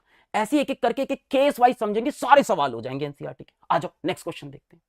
Object is thrown upwards, time to return to surface. कई बार पूछता है कितने समय में वो वापस आया। देख ऊपर गया फिर वापस आया, पूछता है पूरा टोटल कितना टाइम लगा। ध्यान से सुन, एक ऑब्जेक्ट को मैंने ऊपर फेंका, किसी स्पीड से फेंकेंगे, जीरो से तो फेंक नहीं सकते वरना ऊपर जाएगा ही नहीं, किसी स्पीड से फेंका, गया गया गया गया गया गया, एक जगह जाके रुक जाएगा, जहां पे जाके रुका इसकी फाइनल वेलोसिटी जीरो हो गई। अब ध्यान से सुन, ये फेंका ऊपर, रुका, फिर ये नीचे आया, रुका, फिर नीचे। अब ध्यान से सुन, जितना टाइम इसको ऊपर जाने में लगता है, मान लो ऊपर जाने में इसको टी टाइम लगा, तो इसको वापस नीचे आने में भी टी टाइम लगता है बराबर। अगर ऊपर जाने में 2 सेकंड लगा तो नीचे आने में भी 2 सेकंड। याद कर लिए चीज, किसी ऑब्जेक्ट को जितना टाइम ऊपर जाने में लगता है उतना टाइम ऊपर से नीचे बराबर टाइम होता है बेटा। ठीक, तो टी टाइम में ऊपर गया, टी टाइम में नीचे। आपसे कभी टोटल टाइम पूछ ले तो टोटल टाइम कितना हो जाएगा, टी प्लस टी, जो कि हो जाएगा 2 टाइम्स ऑफ टी। ठीक, आओ सवाल देखते हैं। A ball is thrown vertically upwards with a velocity of 49 metre per second, find the total time it takes to return to the surface of अर्थ।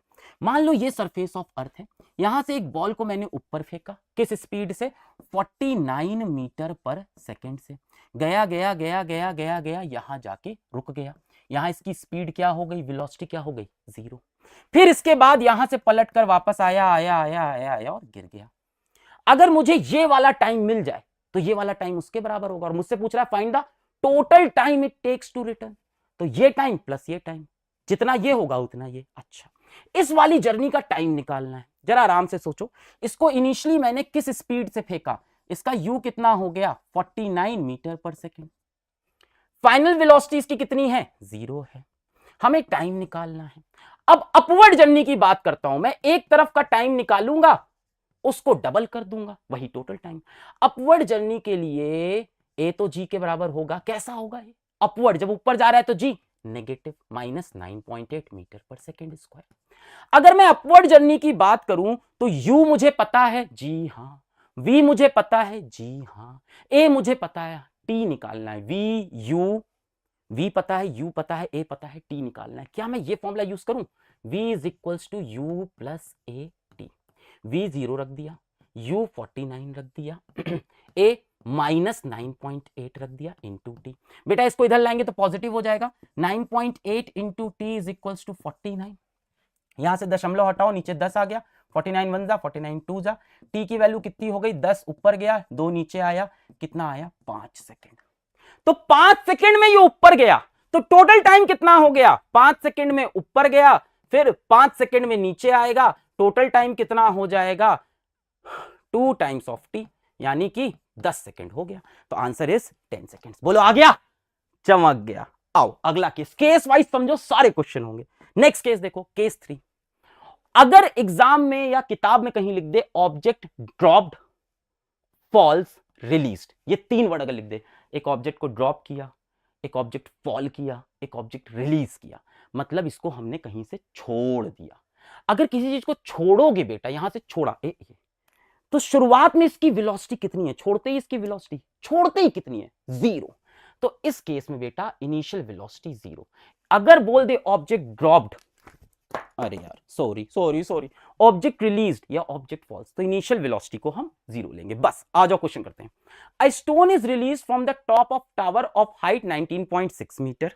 एक टावर है, ये बना लिया मैंने टावर, शिंदल से टावर, यहां से एक स्टोन को मैंने रिलीज किया, ठीक है, रिलीज किया, क्या बोला इन्होंने, वर्ड रिलीज यूज किया है क्या, स्टोन इज रिलीज्ड, रिलीज मतलब छोड़ दिया, मतलब कि साहब इनिशियल वेलोसिटी जीरो है, एक वैल्यू दे दी।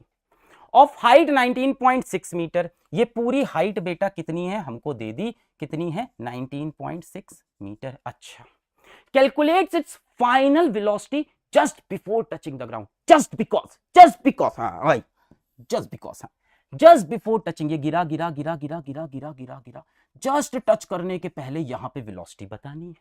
अच्छा, अब हमको मोशन कैसा लेना पड़ेगा, साफ साफ दिख रहा है डाउनवर्ड मोशन है, इस बार ऊपर से नीचे गिर रहा है। डाउनवर्ड मोशन में ए जी के बराबर तो होगा, पर जी कैसा होगा, पॉजिटिव। अपवर्ड में नेगेटिव, डाउनवर्ड में, नीचे आते वक्त स्पीड बढ़ रही है ना, बढ़ रही है तो positive. 9.8 metre per second square. क्या निकालना है मुझे, वेलोसिटी। देख, मुझे v पता करना है, u मुझे पता है, a मुझे पता है, और s भी मुझे पता है। s किसके बराबर होगा, हाइट के, कितना डिस्टेंस नीचे आया ये बेटा, कितना डिस्टेंस है, छी कितना डिस्टेंस नीचे आया ये, व्हाट इज दिस डिस्टेंस, क्या ये हाइट के बराबर ही नीचे आया, यस।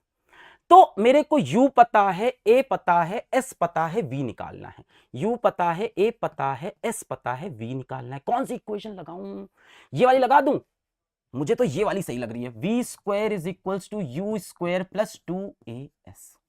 इस बार v जीरो नहीं होगा। अब ये मत सोचो कि हिट करते ही, हिट करने के जस्ट पहले, तो v स्क्वायर, और क्या बोला है, ऑब्जेक्ट इज रिलीज्ड, जस्ट छोड़ा है, छोड़ा तो उसकी इनिशियल स्पीड 0 प्लस 2, ए इस बार कैसा होगा, पॉजिटिव होगा, डाउनवर्ड जर्नी, और एस मेरे को पता है कितना है 19.6, कितना नीचे गिरा 19.6। बस बेटा यहां से आप v की वैल्यू निकाल लोगे। So v square is equals to 2 into 9.8, और 19.6 को अगर आप ध्यान से देखो तो उसको भी 2 इंटू 9.8 लिख सकते हो, थोड़ा सोचना पड़ा है। 19.6 क्या है, 2 इंटू 9.8, यहां से देखो v क्या हो जाएगा, अंडर रूट लगाओगे, एक 2 बाहर आ गया, एक 9.8 बाहर आ गया, v की वैल्यू कितनी आई 19.6 मीटर पर सेकेंड। ठीक है, सो v कितना हो गया 19.6 मीटर पर सेकेंड। क्लियर है, एक्चुअली ये स्पीड है, इसकी वेलोसिटी तो नेगेटिव होनी चाहिए, क्यों, क्योंकि ये नीचे की तरफ जा रही है, बट आपके सिलेबस में ये सब नहीं पूछ रहा है तो टेंशन मत लो। अब आते हैं बेटा, एक और केस बनता है एवरेज वेलोसिटी का, ये भी आपने पहले चैप्टर में पढ़ा था। एवरेज वेलोसिटी का फॉर्मूला क्या है बेटा, टोटल डिस्प्लेसमेंट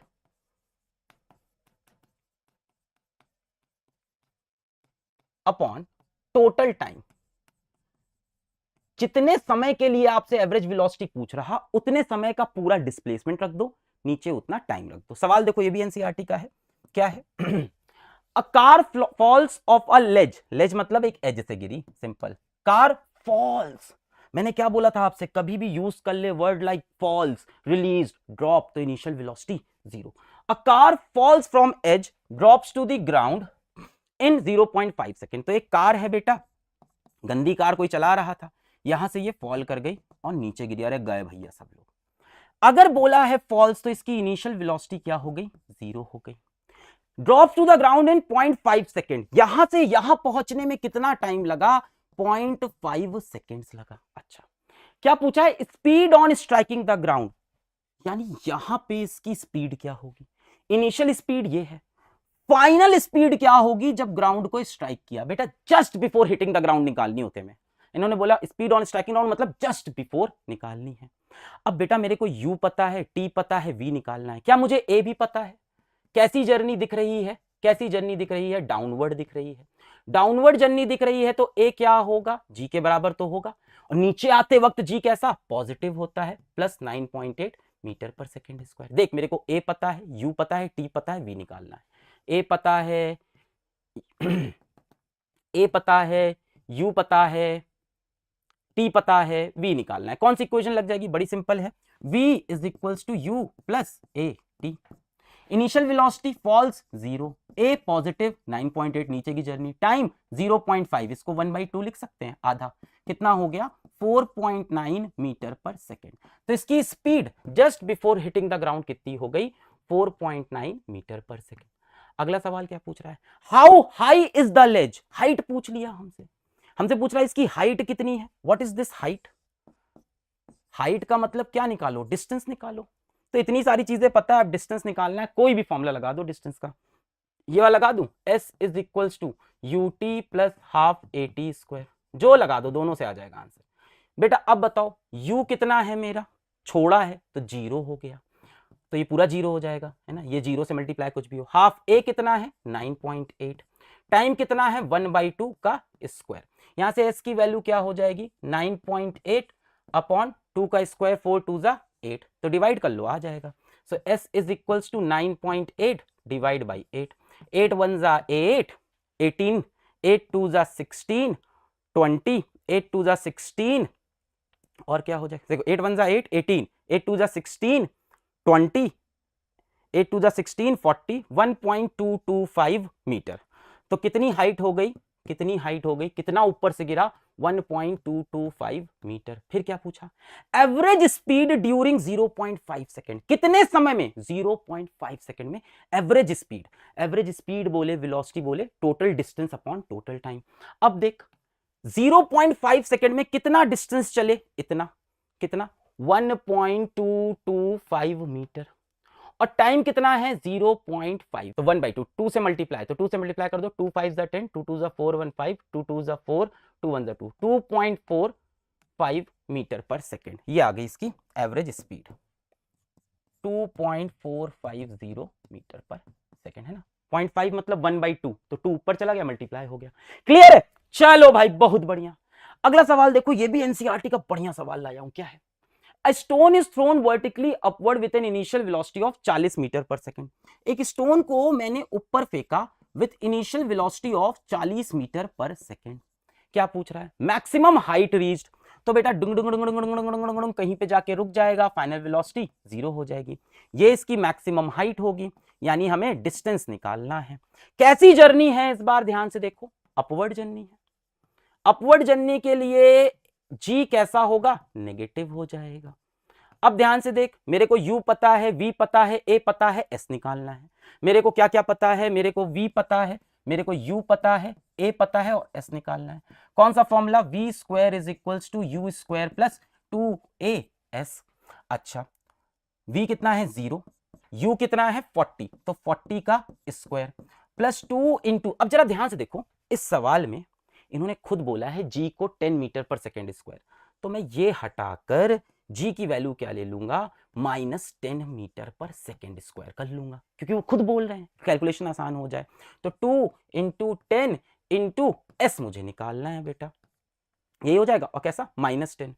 अब यहां से देखो, ये इधर जाके पॉजिटिव हो गया, 20 times of s is equals to 40 into 40, 0 0 cut गया, 2 2 जा 4, एस की वैल्यू कितनी आई? 2 इंटू 40, 80 मीटर। तो 80 मीटर की हाइट होगी, 80 मीटर ऊपर जाना है। फिर क्या पूछा? Net displacement. अब जरा ध्यान दो, कई बच्चे नेट डिस्प्लेसमेंट भी 80 बता देंगे। नेट लिख दिया ना, नेट लिख दिया आपके सामने, नेट मतलब टोटल, नेट का मतलब बेटा टोटल। जरा ध्यान से सुनो, जरा ध्यान से सोचो, एक स्टोन को जब ऊपर फेंका तो वापस नीचे आएगा कि नहीं? तो ये कह रहा है कि ये ऊपर गया फिर वापस नीचे आया। अब बताओ नेट डिस्प्लेसमेंट क्या है? तो बेटा नेट डिस्प्लेसमेंट तो 0 हो गया ना, जहां से चले थे वापस वहीं पहुंच गए, तो net displacement will come out to be, कितना हो जाएगा? 0। Total distance covered by stone, total कितना डिस्टेंस कवर करेगा भाई? ऊपर कितना गया? 80, नीचे कितना आया? 80, तो टोटल कितना हो गया? 160, है कि नहीं? 80 ऊपर गया, 80 नीचे, कितना? 160 मीटर। और टोटल डिस्प्लेसमेंट क्या हो गया? 0। क्लियर है? अब देखो, ये दो कॉन्सेप्चुअल पॉइंट है मोशन अंडर ग्रेविटी के, और आधी दुनिया इसे गलत समझती है। क्या? अगर किसी दो ऑब्जेक्ट को आप अर्थ के सरफेस से सेम हाइट से ड्रॉप करो, तो वो दोनों सेम टाइम पे अर्थ के सरफेस पे पहुंचते हैं। कोई भी दो ऑब्जेक्ट हो, एक भारी हो एक हल्का हो, एक बड़ा हो एक छोटा हो, अगर उनको सेम हाइट से आपने छोड़ा तो वो अर्थ के सरफेस पे सेम टाइम पे पहुंचते हैं। पर एक कंडीशन है, कंडीशन ये है कि आसपास हवा नहीं होनी चाहिए, पूरा वैक्यूम होना चाहिए। यानी रियल वर्ल्ड में नहीं बेटा, एक आइडियल वर्ल्ड है जहां कोई एयर नहीं है, कोई हवा नहीं है, पूरा वैक्यूम है। वहां अगर मैं दो ऑब्जेक्ट को सेम हाइट से छोड़ूंगा तो दोनों सेम टाइम पे अर्थ के सरफेस पे पहुंचेंगे, चाहे एक बड़ा हो एक छोटा हो, एक मोटा हो एक पतला हो, एक टेढ़ा हो एक सीधा हो, कुछ भी हो।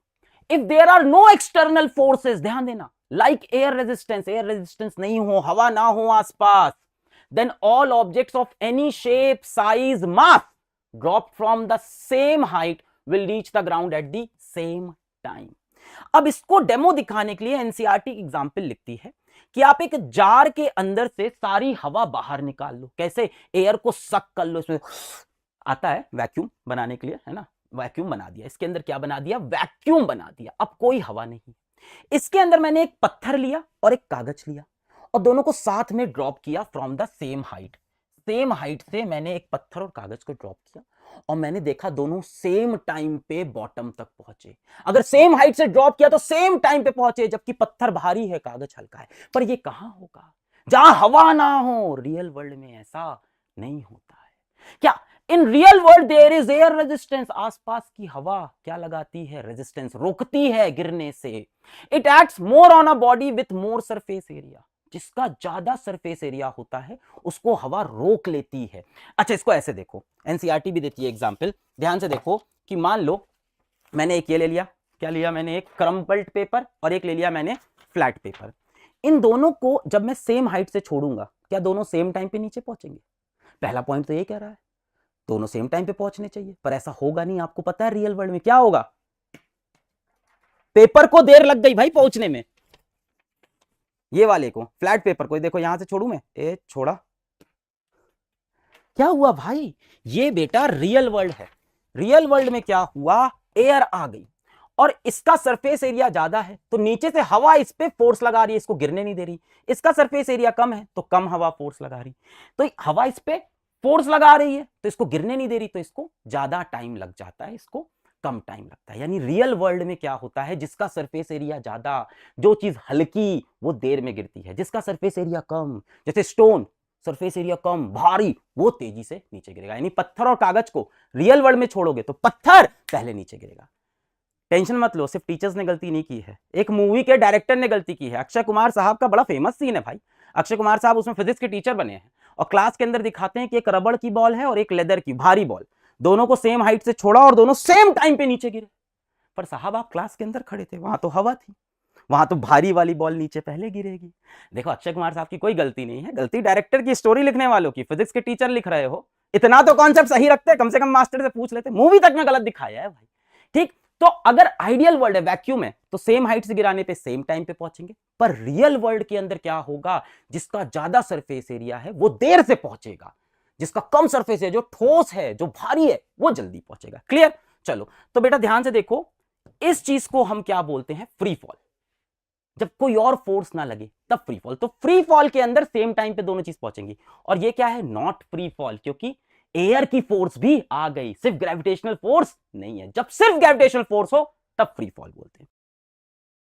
यहां पे बेटा आपका ग्रेविटेशन वाला टॉपिक खत्म हुआ। अब चैप्टर का दूसरा पार्ट, जिसमें थ्रस्ट, प्रेशर, अप थ्रस्ट, ये सब पढ़ना है।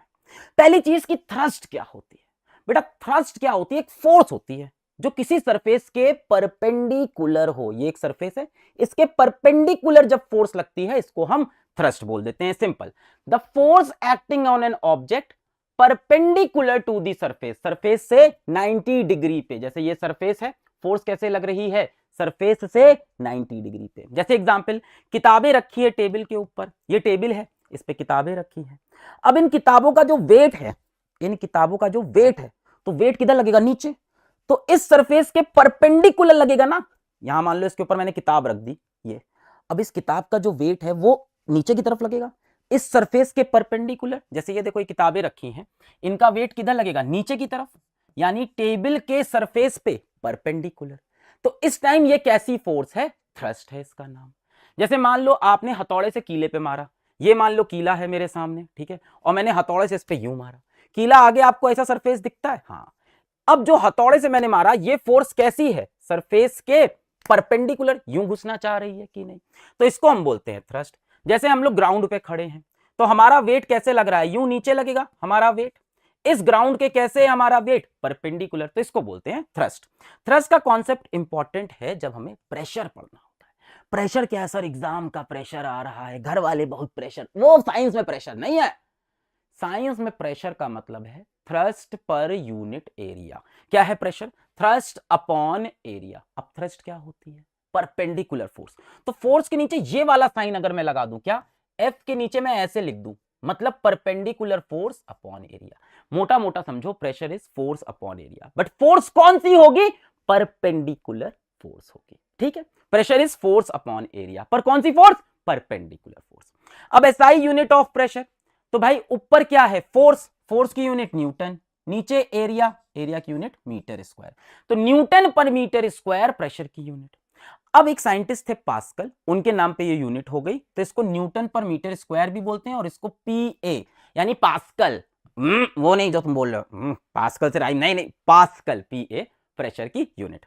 कई बार एग्जाम में क्या होगा, एरिया सेंटीमीटर स्क्वायर में देगा, तो इसको आपको मीटर स्क्वायर में चेंज करना होगा। करने के लिए 1/10⁴ यानी 10,000 से डिवाइड कर देना। अब देखो एक सवाल लाएं, कर लेना, सिंपल फॉर्मूला बेस्ड है। क्या है? Mass of wooden block kept on table is 5 kg। ये एक वुडन ब्लॉक है, इसका मास कितना है? 5 kg। Find pressure exerted on table. अब बेटा जब ब्लॉक को आप टेबल के ऊपर रखोगे तो इसका वेट नीचे लगेगा, वो हो गई फोर्स, परपेंडिकुलर फोर्स, और ये हो गया एरिया। तो यहां पे देखो ये इसका एरिया हो गया और फोर्स क्या हो गई, ये जो इसका वेट लग रहा है नीचे की तरफ, यानी m इंटू जी। m दिया हुआ है 5, g की वैल्यू रख देंगे 9.8। आप अपने आप करना, ये क्या निकल गई आपकी परपेंडिकुलर फोर्स। ये फोर्स देखो सरफेस से कैसे लग रही है, सरफेस से कैसे है, परपेंडिकुलर फोर्स मिल गई मुझको। और क्या चाहिए मुझे, एरिया चाहिए। एरिया देखो ये वाला एरिया लेंगे क्योंकि इसी पे फोर्स लग रही। अगर इसको मैं लिटा देता तो एरिया बदल जाता। इस वाले सरफेस के बल पे रखा है तो इसी सरफेस का एरिया कितना हो जाएगा, एरिया क्या होता है, लेंथ इंटू ब्रेथ कर दे, यानी 20 इंटू 10। पर बेटा ये क्या है, सेंटीमीटर स्क्वायर में आएगा, सेंटीमीटर इन सेंटीमीटर। हमें किस में चाहिए एरिया, एसआई यूनिट। तो बेटा क्या करना है, इसको आप डिवाइड कर देना, 20 इंटू 10। किससे डिवाइड करना, 10,000 से। 10,000 एनसीईआरटी का सवाल है। अब ये हो गया मीटर स्क्वायर। तो बेटा यहां से आपको फोर्स मिल गया, यहां से एरिया मिल गया। प्रेशर आप निकालोगे एफ परपेंडिकुलर अपॉन एरिया। जो जो बच्चे सही जवाब देंगे उसमें से 4-5 बच्चों का मैं नाम अनाउंस करूंगा अगली क्लास में, कमेंट करना है भाई। अब देखो एक रीजनिंग वाले क्वेश्चन आते हैं प्रेशर के, ध्यान से सुनो क्या बोल रहे हैं। Smaller the area more is pressure for given force. Area जितना छोटा होगा प्रेशर उतना ज्यादा होगा। इसको करके देखते हैं। मान लेते हैं मेरे पास एक फोर्स है, कौन सी फोर्स, परपेंडिकुलर वाली फोर्स। कितनी है, 100 न्यूटन की है। ठीक, मैं एरिया को कम करता जा रहा हूं। पहले एरिया 100 लिया, फिर एरिया 10 लिया, फिर एरिया 1 लिया। मैं एरिया कम कर रहा हूं। आओ देखते हैं प्रेशर का क्या होगा। Pressure is force upon area. Force कितनी ली मैंने, 100। एरिया कितना है, 100। तो 100 अपॉन 100, तो प्रेशर कितना आ गया, 1 आ गया। ठीक है, दूसरा केस, एरिया मैंने कम कर दिया 10। Pressure is force upon area, यानी 100 अपॉन 10। प्रेशर कितना हो गया, 100 अपॉन 10, 10 आ जाएगा। 100/10 फोर्स अपॉन एरिया, 100/10 10। तीसरे केस में मैंने एरिया और कम कर दिया, 1 कर दिया। Pressure is force upon area, 100 upon 1, कितना आ गया प्रेशर, 100 आ गया। जैसे जैसे एरिया कम हो रहा वैसे वैसे प्रेशर बढ़ता जा रहा। यही लिखा है, smaller the area more is pressure. जैसे जैसे एरिया को कम करूंगा वैसे वैसे प्रेशर क्या हो रहा है, बढ़ रहा है।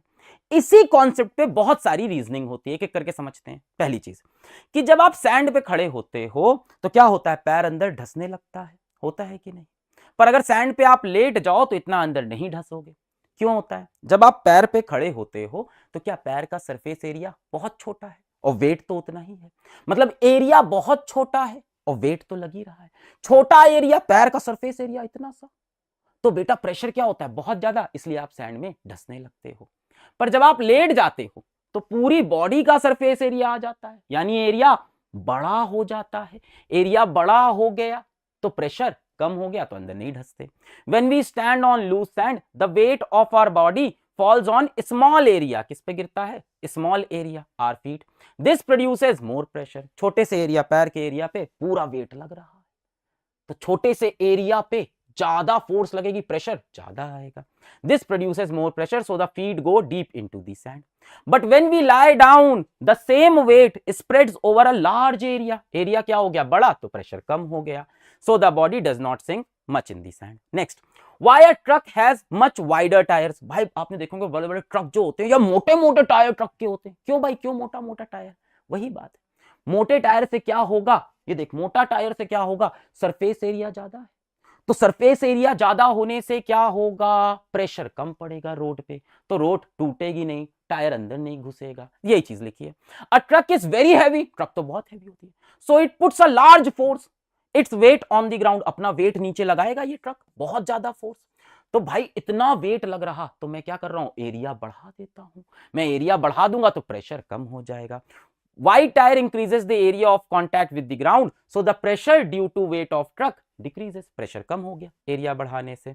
This helps the truck to move smoothly without sinking or damaging the road. ऐसा नहीं कि अंदर धस जाएगी। तो मैंने क्या किया, टायर का एरिया बढ़ा दिया। एरिया बढ़ा दिया तो प्रेशर क्या हो गया, कम हो गया। ठीक, क्लियर।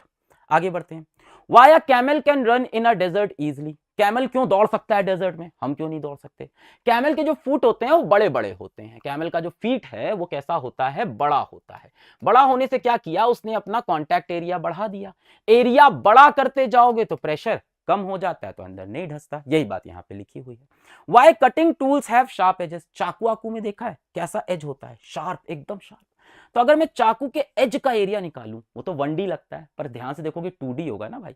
ये मान लो चाकू है आपका, ये नाइफ है, इसको जब ध्यान से देखोगे चाकू की धार को, तो थोड़ा सा एरिया तो होगा।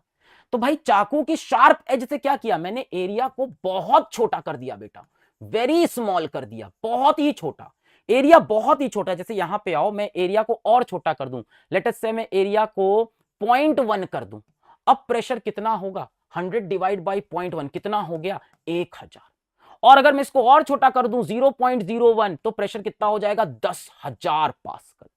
तो बेटा हम चाकू वगैरह में क्या करते हैं कि जो लास्ट में ये जो शार्प एज है, इसका कुछ एरिया होगा ना इस तरह से, ये एरिया बहुत कम कर देते हैं, कॉन्टैक्ट एरिया, एरिया इतना छोटा कर देते हैं कि प्रेशर बहुत ज्यादा होता है और कोई भी चीज कट जाती है। यही चीज यहां पे लिखी हुई है, क्लियर। अच्छा, नेक्स्ट है टॉपिक प्रेशर इन फ्लूइड्स। अब फ्लूइड क्या होता है, लिक्विड्स और गैसेस को हम फ्लूइड बोलते हैं। All liquids and gases are fluids.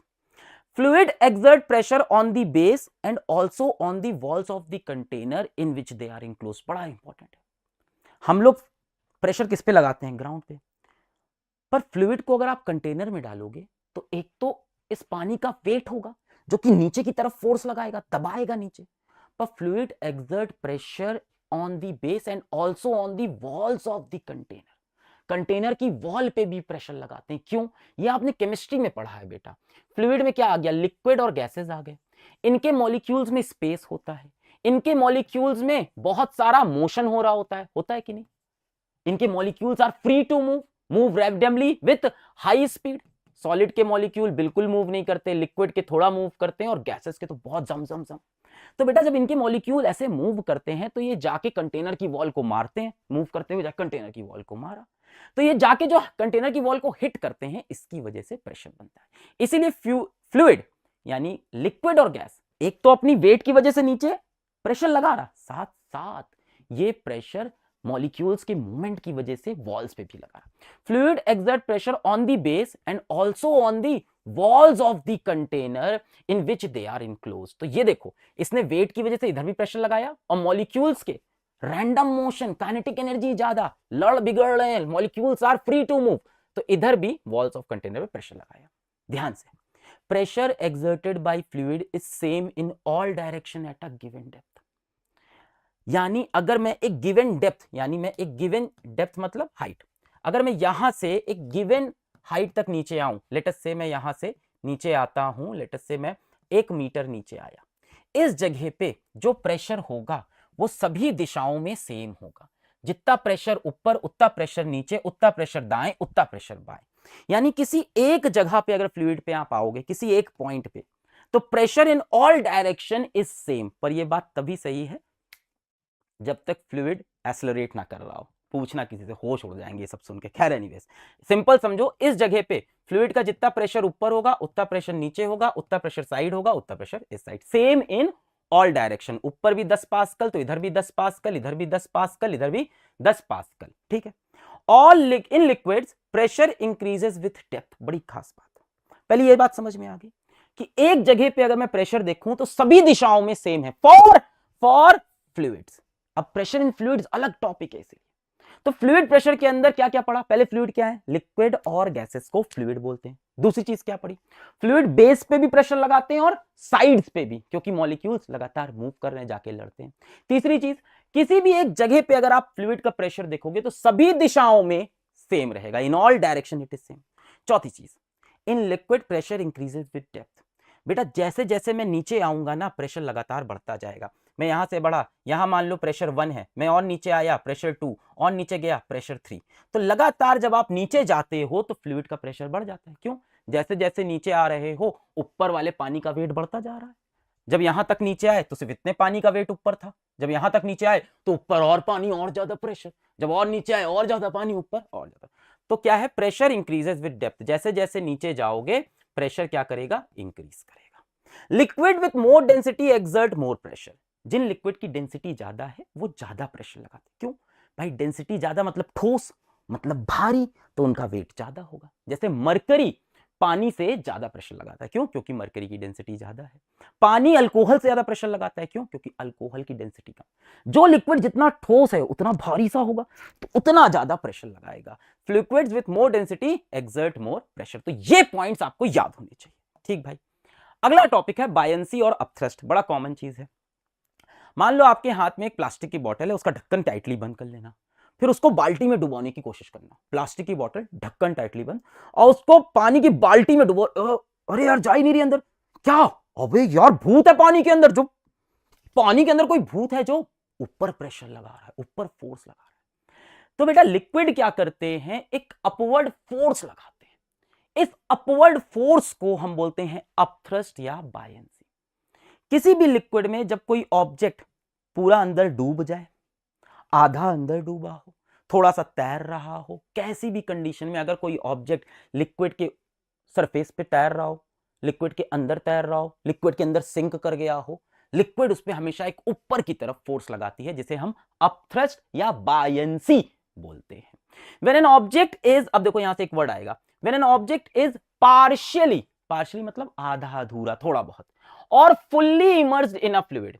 एक ऑब्जेक्ट है, अगर वो किसी लिक्विड में, पानी में, किसी भी लिक्विड में पार्शियली डूबा हो, पार्शियली मतलब किसी के प्यार में आधे पागल, ऐसे आधा अंदर आधा बाहर, या फुल्ली इमर्स्ड पूरी तरह से अंदर हो जाए, दोनों ही केस में, ये देखो ये पार्शियली थोड़ा सा ऊपर है, दिखाई पड़ रहा, ये हो गया पार्शियली, थोड़ा सा सॉलिड अंदर है, थोड़ा सा बाहर, तो पार्शियली इमर्स्ड, और ये फुल्ली इमर्स्ड पूरी तरह से पानी के अंदर चला गया, फुल्ली इमर्स्ड। दोनों ही केस में लिक्विड क्या लगाता है? इसके ऊपर एक अपवर्ड फोर्स लगाता है।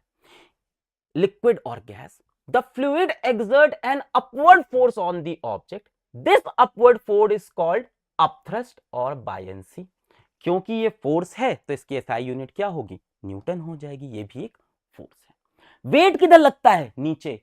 अपथ्रस्ट किधर लगता है? ऊपर। तो वेट को अपोज करता है। देखो इस लिक्विड के अंदर मान लो मैंने ये क्यूब डाला, ये कैसा इमर्स्ड है? मुझे तो पार्शियली लग रहा है, आधा अधूरा ही इमर्स्ड है। तो इसका वेट किधर लगेगा? नीचे की तरफ। और लिक्विड इसे किस तरफ ढकेलेगा? ऊपर की तरफ, अपथ्रस्ट। प्लास्टिक की बोतल का ढक्कन बंद करो, पानी में डुबाने की कोशिश करो, पानी उसे ऊपर फेंक रहा है, क्या लगा रहा है? अपथ्रस्ट।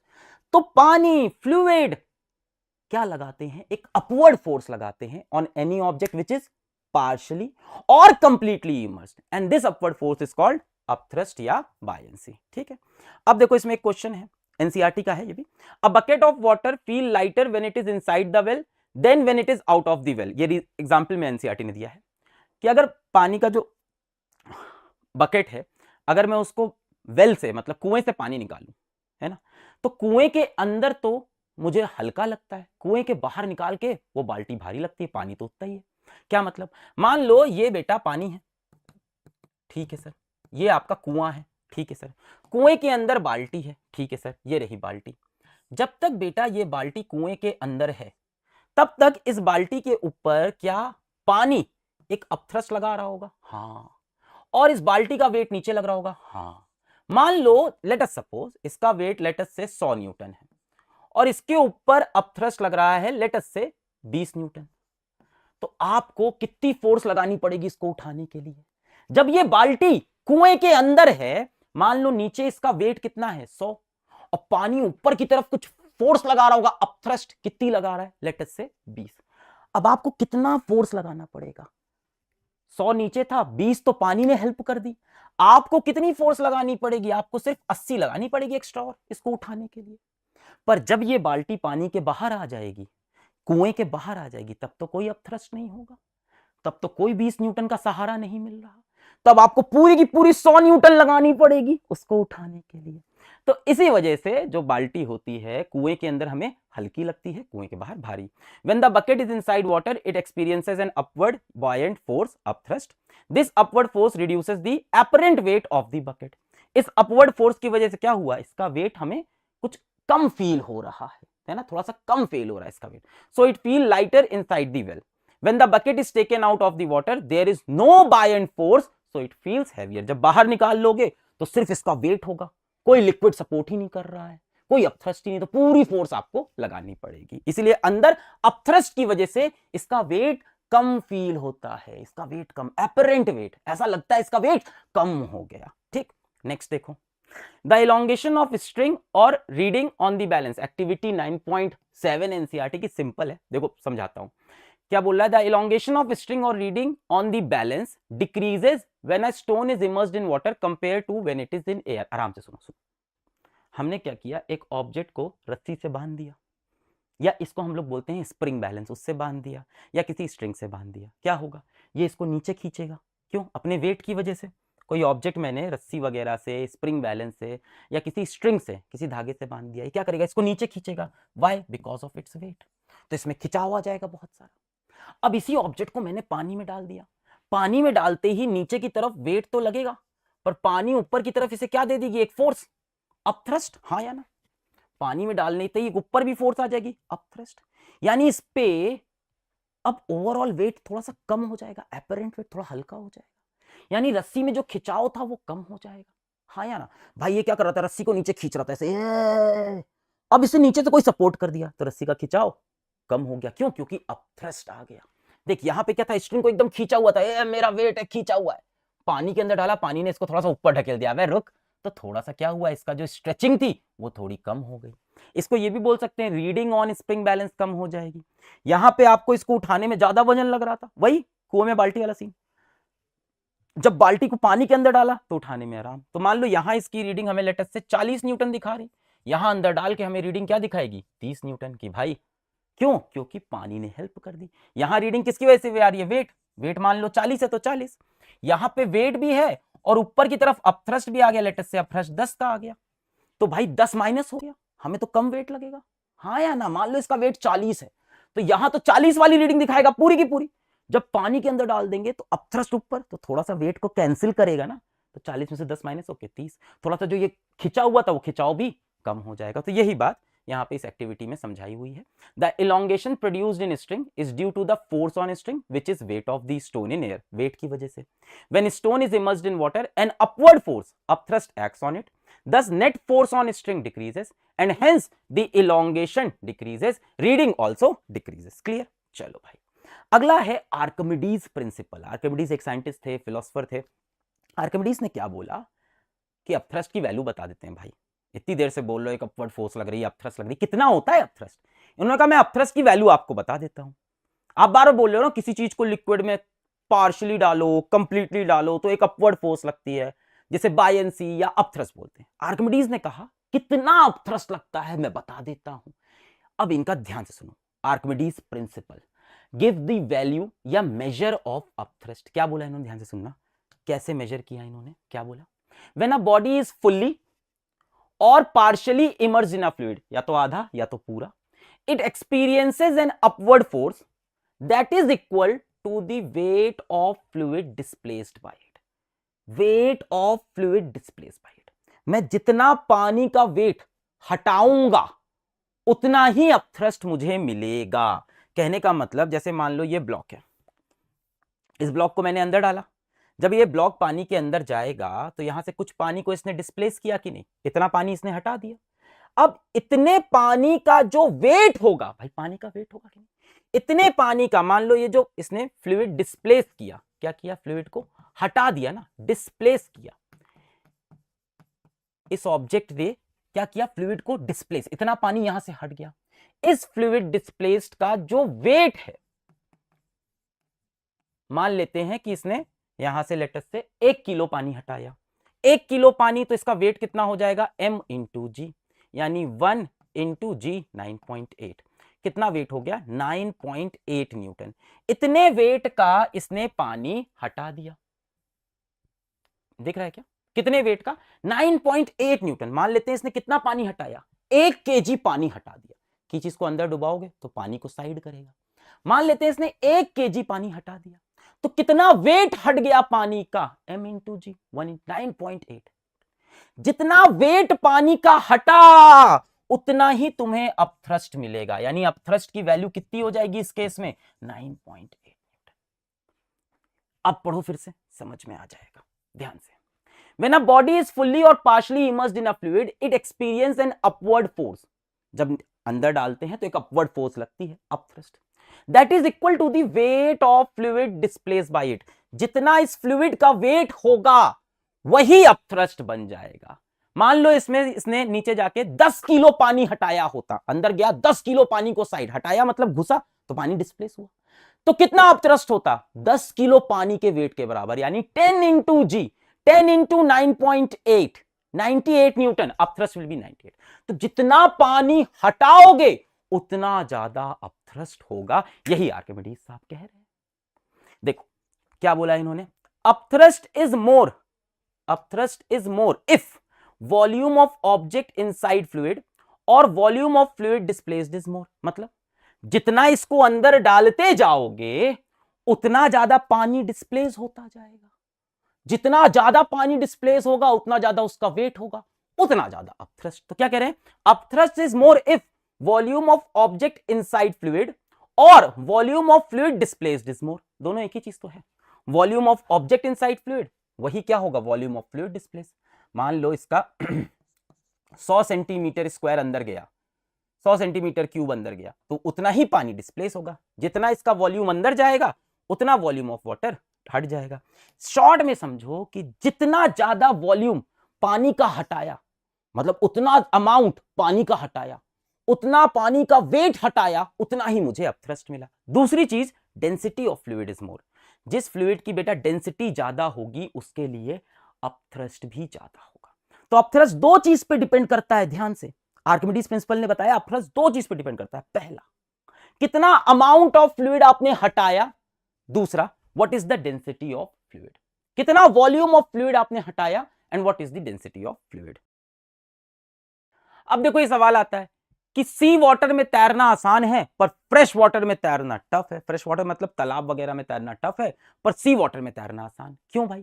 क्योंकि सी वाटर की डेंसिटी ज्यादा होती है, उसमें नमक वगैरह घुला होता है, तो डेंसिटी ज्यादा, और डेंसिटी ज्यादा तो अपथ्रस्ट ज्यादा, तो हमारी बॉडी को ऊपर की तरफ फोर्स मिलती है, हम इजिली तैर पाते हैं।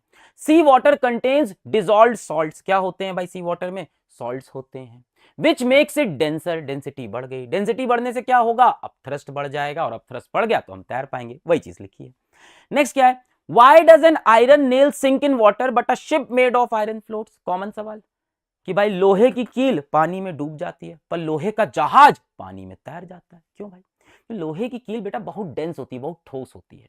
जब उसको पानी में डालोगे तो वो इतना ज्यादा पानी डिस्प्लेस नहीं कर पाती कि इतना अपथ्रस्ट लगे कि उसके वेट को बैलेंस कर पाए, इतनी ऊपर की फोर्स लगे कि उसके वेट को रोक पाए। पर जो जहाज होता है बेटा, आयरन का जो जहाज होता है वो हॉलो होता है। आयरन का तो है पर हॉलो है। अंदर इसके क्या भरी हुई है बेटा? अंदर ज्यादातर जगह इसके एयर भरी हुई है। अब इतना बड़ा जहाज हो गया, अंदर से पूरा हॉलो है, तो वेट इतना थोड़ी हुआ इसका, वेट तो सिर्फ इसका है, अंदर से तो पूरा हॉलो, तो वेट तो ये हुआ। अब जहाज के बड़े होने से फायदा क्या मिला? बड़ा हुआ, पानी के अंदर गया तो ज्यादा फ्लूइड डिस्प्लेस किया, तो अपथ्रस्ट इसको ज्यादा मिल गई और इसीलिए जहाज तैर जाता है। An iron nail is small and dense, ठोस, so it displaces only little water, ज्यादा पानी डिस्प्लेस नहीं करता। The upthrust it on it is less than its weight. Nail की बात करूं, मान लो इसका वेट 10 न्यूटन है, तो अपथ्रस्ट इसको कितनी मिल रही? 2 न्यूटन की मिल रही, क्योंकि ज्यादा पानी डिस्प्लेस ही नहीं किया, छोटा सा था तो डूब गया भाई अंदर। So it sinks. But a ship is hollow and has large volume. Ship क्या है? हॉलो है, एयर भरी हुई है, बड़ा वॉल्यूम है। It displaces a large amount of water, बहुत सारा पानी हटाता है। And the upthrust becomes equal to और मोर देन इट्स वेट, है ना? देखो मोर देन वेट तो नहीं होगी वरना उड़ जाएगा, इक्वल टू वेट होगी तभी वो तैरता है। That is why a big iron ship floats while a small iron nail sinks. तो क्या हो जाता है भाई शिप में कि जो अपथ्रस्ट लगता है वो वेट को बैलेंस कर देता है। मान लो शिप का वेट है लेट से 10,000 न्यूटन, तो इस पे अपथ्रस्ट भी कितनी लग जाएगी? 10,000 न्यूटन। क्यों? क्योंकि बहुत सारा पानी डिस्प्लेस। तो रीजन याद रखना, क्योंकि शिप हॉलो होता है, ज्यादा वॉल्यूम होता है, और आयरन नेल डेंस होता है। दोनों किससे बने हैं? लोहे से। एक तैर गया, एक नहीं। क्यों? शिप बड़ा है, अंदर से हॉलो, एयर भरी है, क्या किया? खूब सारा पानी डिस्प्लेस किया। जितना ज्यादा शिप बड़ा लेकर आए उतना ज्यादा उसका वेट भी नहीं, क्योंकि अंदर एयर भी है, जिसकी वजह से वेट कम भी हो रहा है। ठीक है, तो शिप में क्या लग रही है? अपथ्रस्ट ज्यादा लग रही है। ये बड़ा अच्छा सवाल है और इसमें जेई के बच्चे भी इसको गलत करते हैं कि वेइंग मशीन पे अगर तुम्हारा घर पे वेट दिखा रहा है 42 kg, वैसे तो मास दिखाता है, हाँ 42 kg, तो वो सही है कि गलत है? आपका एक्चुअल में मास क्या है, इससे ज्यादा या इससे कम। तो ध्यान से सुनो, जो हमें वेइंग मशीन पे अपना मास दिखा रहा है वो थोड़ा सा कम दिखा रहा है, एक्चुअल वेट हमारा इससे ज्यादा होता है। जरा ध्यान से सुनो, आप वेइंग मशीन पे खड़े हो, समझो समझो, ध्यान से सुनो, आप वेइंग मशीन पे खड़े हो, ठीक है। अब आपके ऊपर लगने वाली फोर्सेस सोचो। एक तो आपके ऊपर नीचे की तरफ लग रहा है आपका वेट। अच्छा, आसपास से आपने एयर भी तो डिस्प्लेस की, एयर इज अ फ्लूइड। हम जब खड़े हैं तो अगल बगल से हवा को हटाया, ये हवा ऊपर की तरफ क्या लगाएगा, अपथ्रस्ट। आपने एयर को क्या किया, डिस्प्लेस। तो वेट ऑफ एयर डिस्प्लेस क्या बन जाएगा, अपथ्रस्ट। जितना वेट हटाया एयर का वो क्या बन गया, अपथ्रस्ट।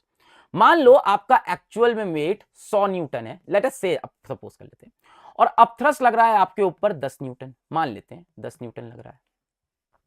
तो मशीन क्या रीड करेगी, मशीन इसको थोड़ी रीड करेगी। मशीन कह रही है अच्छा टोटल कितनी फोर्स है मेरे ऊपर, 100 नीचे लग रहा है और इस आदमी को ऊपर की तरफ 10 लग रही है, टोटल मेरे ऊपर कितना भार है। मशीन के ऊपर भार क्या है, मशीन अपनी रीडिंग क्या दे देगी, मशीन अपनी रीडिंग देगी 90 न्यूटन।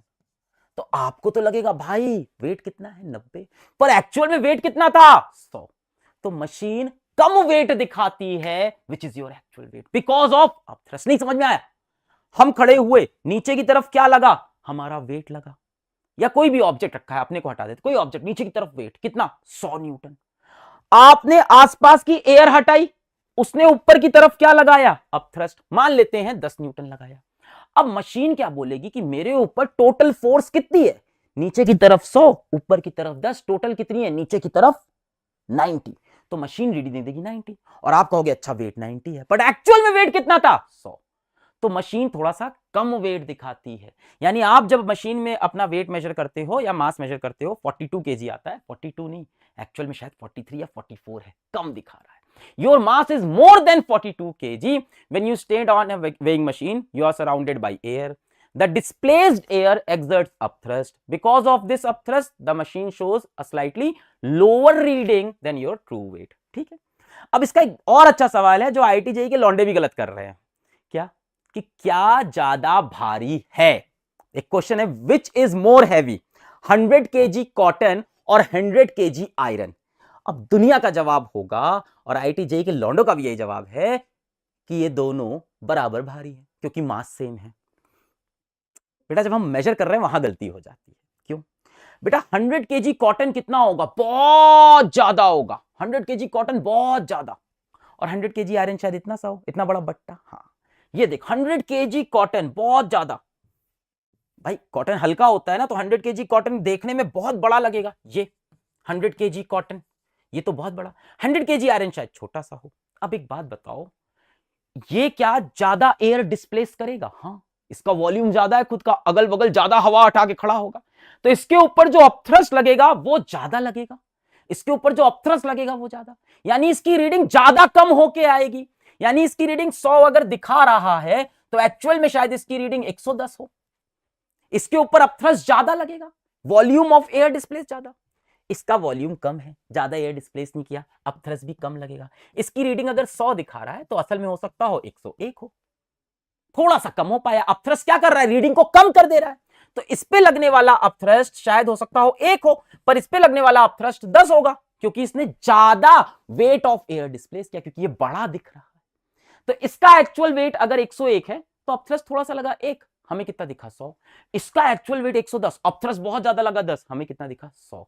तो 100 kg cotton has more weight than 100 kg iron, provided अगर आप स्प्रिंग बैलेंस से मेजरमेंट कर रहे हो, अगर आप बीम बैलेंस से करते तो दोनों सेम आता। ठीक है, चलो एक लास्ट टॉपिक है आपका कि कौन सा ऑब्जेक्ट फ्लोट करता है, कौन सा ऑब्जेक्ट सिंक करता है। सिंपल सा एक कॉन्सेप्ट है डेंसिटी का। डेंसिटी क्या होती है, मास पर यूनिट वॉल्यूम, मास को वॉल्यूम से डिवाइड कर दो, डेंसिटी आ जाती है। यूनिट क्या हो जाएगी, मास केजी में, वॉल्यूम किस में होता है बेटा, मीटर क्यूब में, length into breadth into height. ठीक है, तो इसकी एसआई यूनिट क्या हो जाएगी, ऊपर मास है डेंसिटी के लिए, मास केजी में, और volume length into breadth into height, metre into metre into metre, metre cube. इसकी अदर यूनिट बेटा हो जाती है ग्राम पर सेंटीमीटर क्यूब। ठीक है, अब कौन सी चीज फ्लोट करेगी, कौन सी चीज सिंक करेगी। अगर किसी चीज की डेंसिटी लिक्विड की डेंसिटी से कम है तो वो फ्लोट कर जाएगी, किसी चीज की डेंसिटी लिक्विड की डेंसिटी से ज्यादा है तो वो सिंक कर जाएगी, यही लिखा है। If density of an object is greater than density of liquid, object sinks in the liquid. For example iron ले, आयरन ज्यादा ठोस है तो डूब जाएगा। If density of an object is less than density of liquid, object floats on the liquid. For example, एक cork है, would का बना हुआ, लकड़ी का टुकड़ा, तो वो क्या, उसकी डेंसिटी कम है। तो अगर आपकी डेंसिटी कम है किससे, डेंसिटी ऑफ लिक्विड से, तो आप क्या करोगे बेटा, तैर जाओगे। अगर आपकी डेंसिटी ज्यादा है तो क्या होगा बेटा, आप डूब जाओगे। बड़ा सिंपल है ना। एक तीसरा केस भी वो भी बता दे रहा, सुनना उसको भी ध्यान से। सो फ्लोटिंग कब होगी, when you are less than the medium, medium मतलब फ्लूइड। सिंक कब होगे, when you are denser than medium, आपकी डेंसिटी ज्यादा है तो डूब जाओगे, डेंसिटी कम है पानी से तो तैर जाओगे। एक तीसरा केस आता है, if density of an object is equal to density of liquid. इसमें क्या होता है, इसमें मैं आपको लिक्विड में जिस जगह पे छोड़ूंगा आप वहीं पे रहोगे, सिंपल। ना इसको फ्लोट बोलते हैं, ना इसको सिंक बोलते हैं, इसको बोलते हैं सस्पेंड। क्या बोलते हैं, suspend. Same density as medium, अगर किसी चीज की डेंसिटी वही है जो लिक्विड की डेंसिटी है, तो जब उसको लिक्विड में, मान लो मैं उसको लिक्विड, ये हरा वाला बट्टा, इसको मैं लिक्विड में इस जगह पे छोड़ूंगा, यहीं रहेगा। मैं इसको यहां पे छोड़ता, यहीं रहता। मैं इसको नीचे छोड़ता, नीचे रहता। जबकि पीले वाले बट्टे को अगर मैं ऊपर छोड़ूं, पीले वाले की डेंसिटी क्या है, लिक्विड से ज्यादा, इसको अगर मैं ऊपर छोड़ूं तो ये धीमे धीमे धीमे धीमे नीचे सिंक हो जाएगा। लाल वाले की डेंसिटी क्या है, लिक्विड से कम, मतलब समझ लो, जैसे समझ लो प्लास्टिक को मैं पानी के अंदर भी ले जाके छोड़ूं, ऊपर चला आएगा। ये समझ लो आयरन नेल, डेंसिटी ज्यादा, इसको मैं ऊपर से छोड़ूं नीचे चला, पर हरा वाला मैं जहां छोड़ूंगा वहीं रहेगा, सस्पेंड। अगर डेंसिटी बराबर है तो सस्पेंड हो जाता है, ठीक है।